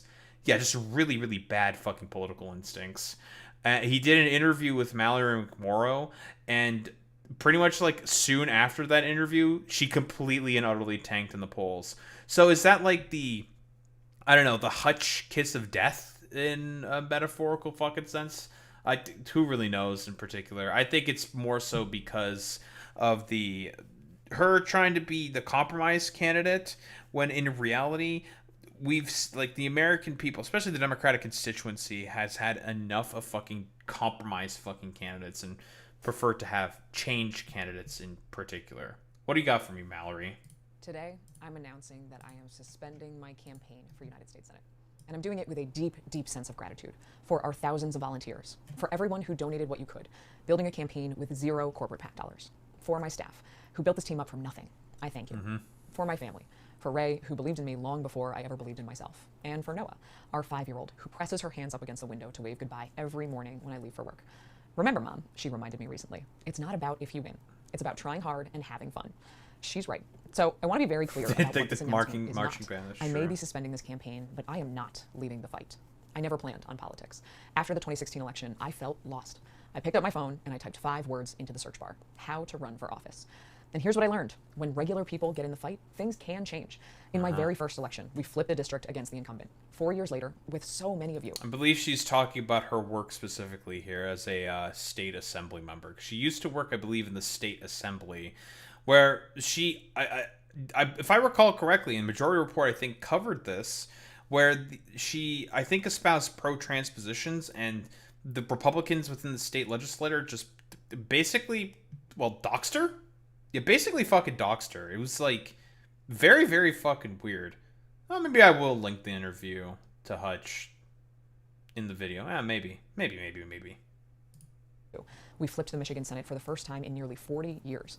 And we didn't stop at winning. We repealed Michigan's abortion ban. We raised wages. We made sure every child gets breakfast and lunch at school. We made it easier to go to college. We expanded civil rights, voting rights, and so, so much more. These wins took thousands of us, showing up every single day, refusing to give up when there were setbacks. That's why I'm staying in this fight, and why I need you to stay in it with me. Now, I haven't been shy about calling for new leadership in a better Democratic Party. I mean it. The energy is there. People Oh, really? are crying Did she? out for That's change, interesting, Clay. and we owe it to them to listen. Then we need to build it up together from the ground up. So here's what we do next. Every day through November 3rd, we win this Senate seat, and we send Mike Rogers back to Florida for good. Whoever wins this primary on August 4th will have my full support. Wait, Mike Rogers is a Florida man? Well, I'm not surprised. Yeah, I'm not really surprised by that whatsoever. Worked as a designer for Mattel. That's fascinating to me. Huh, crazy. Wait, she also designed the Mazda 3. What the fuck has she also done? What the hell? Designed the Mazda 3 and worked for Mattel? That's fucking... Okay. That's just very interesting. Then, let's elect Jocelyn Benson as our next governor. Let's flip the state house and expand our majority in the state senate. Let's elect Democrats up and down the ticket and show the rest of the country what it means to fight like Michigan. Interesting. 10 years ago, I started this work heartbroken, typing 5 words into a search bar. And I learned the only thing that has ever really changed this country. Ordinary people who love something enough to fight for it. I love this country. I love Michigan. And I love the little girl who waves at me from the window every morning, trusting the grown-ups to leave her a state and a country worth inheriting. That's who I'm fighting for. And I'm not going anywhere. I hope that you'll join me. Today. Okay, pretty standard message there. I like nothing particularly fucking crazy, I would say, to really talk about. But I mentioned before that she might potentially endorse Abdul al-Sayed. If this video here is to basically go off of anything. But she, I think, released this video, yeah, like, not that long after her deciding to suspend her fucking campaign. Now, I don't know why she decided not to attack Haley Stevens with the corporate PAC money that she takes from APAC before.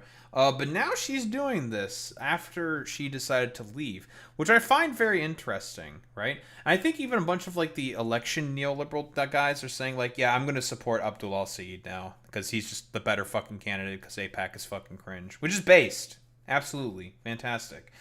I find it incredibly interesting that she's bringing up Haley Stevens and also Susan Collins' fucking names in all of this, doing potential fucking digs on APAC fucking candidates, because she knows that, yeah, I mean, she's more interested in national fucking unity rather than her own sort of, shall we say, own desires for fucking political power, which...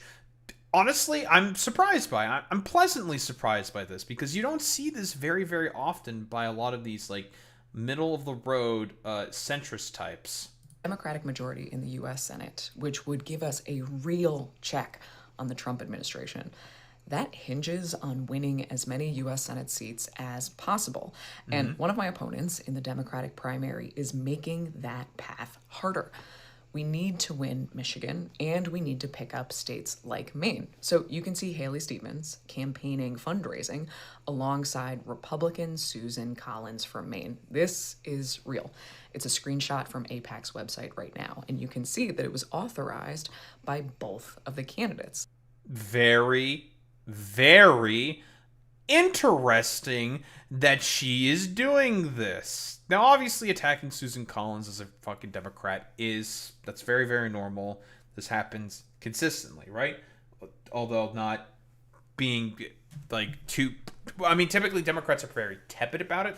She's being explicit about this. This is very, very surprising. This is pleasantly surprising. I am happy that she is doing... This is a good thing that she's doing here, right? Pointing out... You support Graham Plattner in Maine if you are interested in securing a Democratic fucking majority within the Senate. Hey, looking at you, blue MAGA centrist fucking losers, right? You talk about voting blue no matter who. Graham Plattner, again, is pretty much the, I think, like, historically won the most votes, I think, in Democratic primary history with about 140,000 votes in a state like Maine, which is not a very populous state to begin with. That many fucking votes in a Democratic primary, that should fucking tell you people something, but whatever. Blue MAGA fucking dipshits don't care about any of that. And this is something that doesn't happen amongst a lot of Democrats, is very often they will not be vitriolic in the primaries in terms of their attacks. They typically keep it not like lowbrow, but not like under the belt, shall we say, for lack of a better term. Keep it in terms of policy prescriptions, and it's typically rather tepid and tame. Why? Because civility cuckoldry. That's mostly the biggest reason why. This is, I'm not going to say below the brow or below the belt, but I will say this is definitely some fucking gut shots that Mallory Mcmorrow is doing here in terms of bringing up the AIPAC money that Haley Stevens and also Susan Collins fucking accepts, which is why I am very, very pleasantly surprised that she is doing this. So we've got Haley Stevens, who cares more about just winning her election, even if that means putting a Democratic majority in the Senate at risk. Frankly, we can't afford that. That is a slap in the face to all. And listen, she understands. Mallory Mcmorrow, she like was more of a more sort of like left-leaning progressive type, right? The only because I do think that the only reason she became the compromise candidate is because, if I were to take a guess, that's what she thought was probably going to be the most effective path forward to be able to try to win. Not because I think I actually like has an ideological predilection to that sort of ideology, but because I think that's the path she thought would be most effective to trying to win. It is a bit grifty, obviously. Like, we're not operating off of any principle or whatever, but she understands that AIPAC amongst the Democratic constituency in Israel is very, very fucking unpopular, right? This is politics right here. She has an understanding about what the Democratic constituencies want. So her doing this, again, I'm going to keep reiterating this point. This is very surprising. And honestly, this is a big shot in the foot of Haley Stevens' fucking campaign that AIPAC would basically decide to do this shit. All of us who have been organizing and protesting and doing what we can to push back on this administration. So we have a choice to make this August, and we don't have to settle for somebody who's fundraising alongside Susan Collins for themselves. We can choose differently and nominate somebody who puts us on the best path to taking back control of the U.S. Senate in November. I'm very, very surprised by this. Pleasantly surprised. Because, of course, all the blue MAGA-tard fucking losers and weirdos are constantly trying to be like, actually, Abdul Al-Sayed's probably going to lose to Mike Rogers. Well, unfortunately, one of your champions, Mallory Mcmorrow, does not fucking believe that. And actually thinks that, I mean, if you take AIPAC money, it's kind of actually a bad thing, guys. You know, it's something that's definitely worth criticism, at the very fucking least. So, if you want to have an actual chance of victory, of which, you know, every Democrat should be interested in victory, you tried to go ahead with a differing path forward, and that is one that is not in line with the fucking goals of Israel. Why? Because fuck Israel. And the Democratic constituency has made it very clear that, oh boy, they also fucking hate Israel. But here, Abdul Al-Sayed, his own reaction to all of this as well.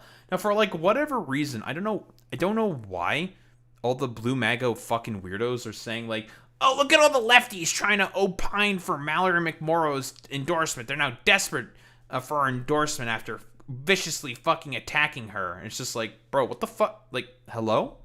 Are we actually fucking trolling here, dude?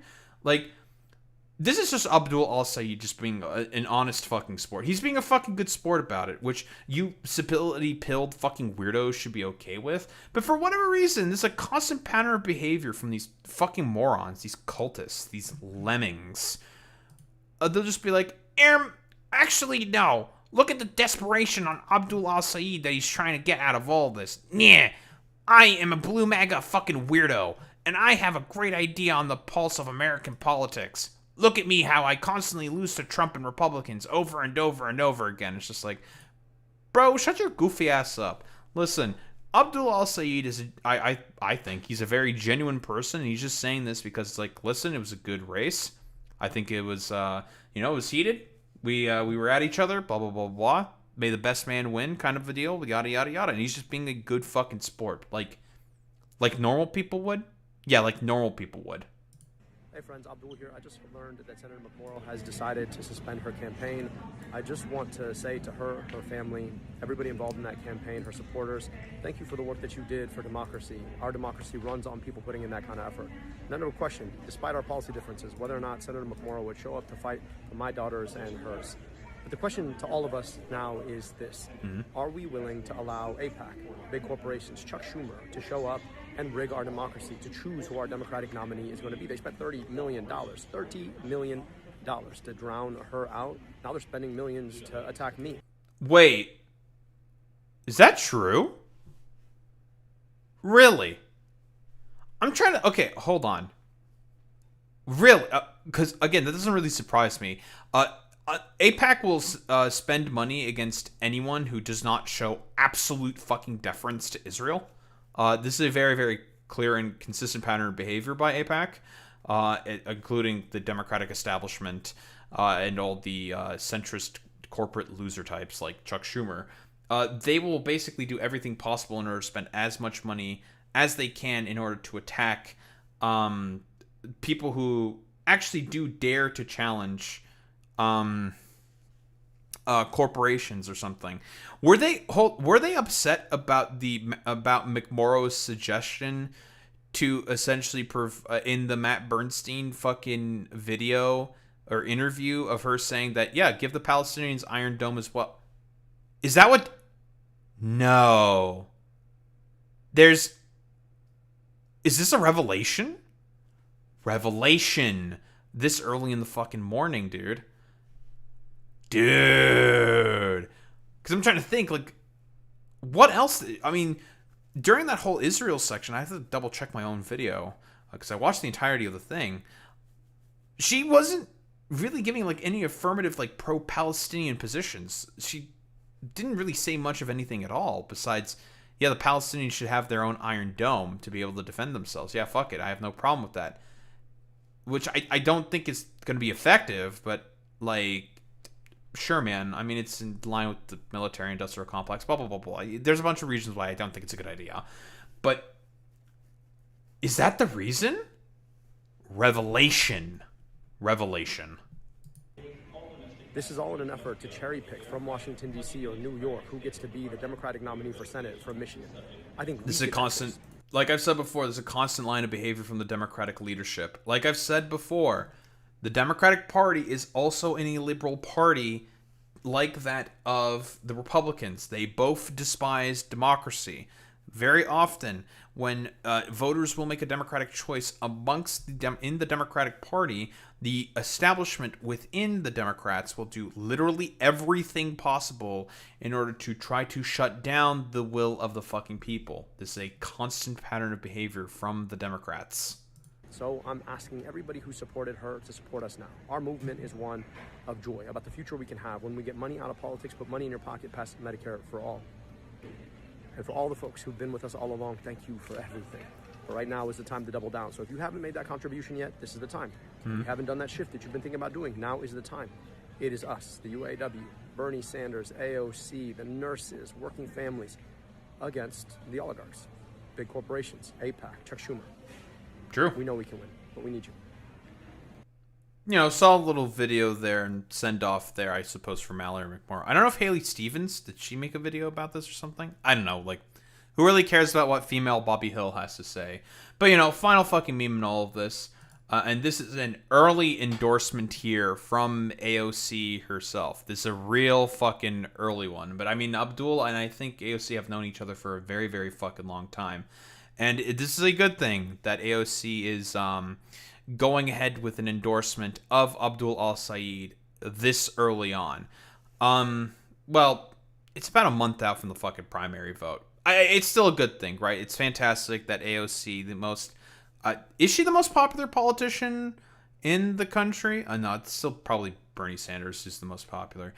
She is one of the most well-known and very popular fucking politicians amongst Democrats in the fucking country.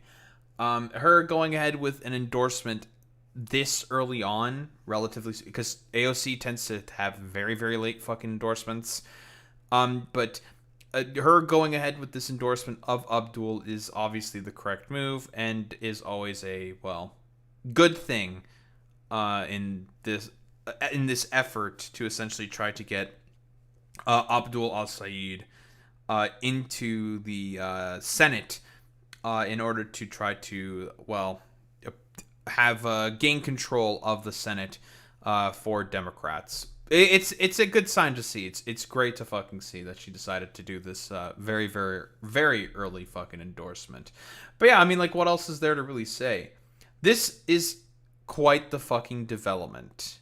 And I am, again, like I said, I'm pleasantly surprised that Mallory Mcmorrow, not that long after, like about 6 hours after, maybe not exactly 6 hours, but not that long after suspending her campaign for the race of Senate within Michigan, immediately decides to bring up Israel and fucking AIPAC in criticizing the decisions of specifically Haley Stevens to accept that money, similar to tying her to fucking Susan Collins, which is very, very fucking good. I mean, because AIPAC decided to do that for like literally whatever reason, but whatever. AIPAC shoots themselves in the metaphorical foot like all the time because, again, they're evil. Blah blah blah blah.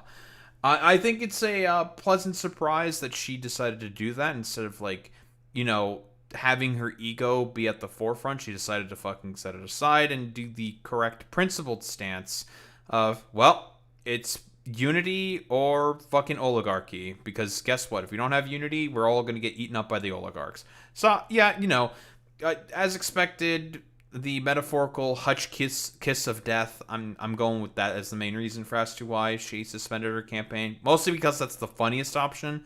Yeah, mostly because it's the funniest option. She has suspended her campaign and is... I think she's probably going to endorse Abdul. I really do think she probably will, because otherwise this video right here would literally make no fucking goddamn sense. But I mean, you know, I guess if you attack Hassan, you end up fucking losing for whatever reason the Democratic primaries and the race. That's because it's seemingly the second time where it's fucking happening, but whatever. And it's looking good for our boy here, Abdul al-Sayed, who is marching ever closer to being the Democratic candidate for the general within the Michigan Senate race up against Mike Rogers, the fucking Florida mans. We all know how we feel about Florida mans up here in this fucking channel. We don't like them, except for a few. There's a few good Florida mans. Most of them are fucking shit, but you know what I mean. Whatever. It's good to see that unity may be potentially possible. Well, except for a couple of blue MAGA weirdos, but nobody likes them anyways. Unity may be possible with the progressive, the DSA candidate, the Hassan-endorsed candidate, to try to claim another Democratic seat within Michigan, or to maintain a Democratic seat. I'm not exactly sure. I'm assuming it's probably Republicans that are in those positions of power. Whatever. That another Democrat may be able to get in a position of power in comparison to that of a Republican who are all fucking evil. And guess what? The Democrats need to win this fucking race if they want to have a shot at being able to regain the fucking Senate. Like, it just is what it is. That's just how the maps and the calculus is working out. So it's good to see that the potential for fucking unity amongst liberals and lefties to try to bring Abdul al-Sayed over the fucking finish line may be potentially forming in order to try to take down the fucking Republican Party, the real fucking threat in all of this. Don't think there's really much else to say besides that. Okay, cool. Nice. Good meme.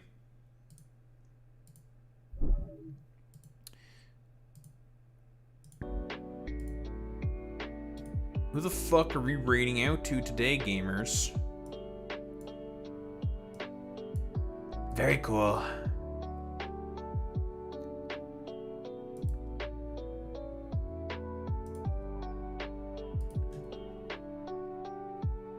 That's not the correct tab to be refreshing. You idiot. Yeah, it is time for bed.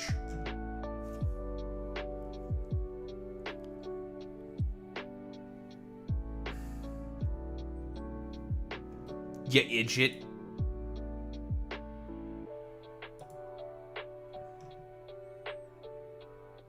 Now, why don't we raid out to Echoplex? Sure. Not a lot of other people on right now.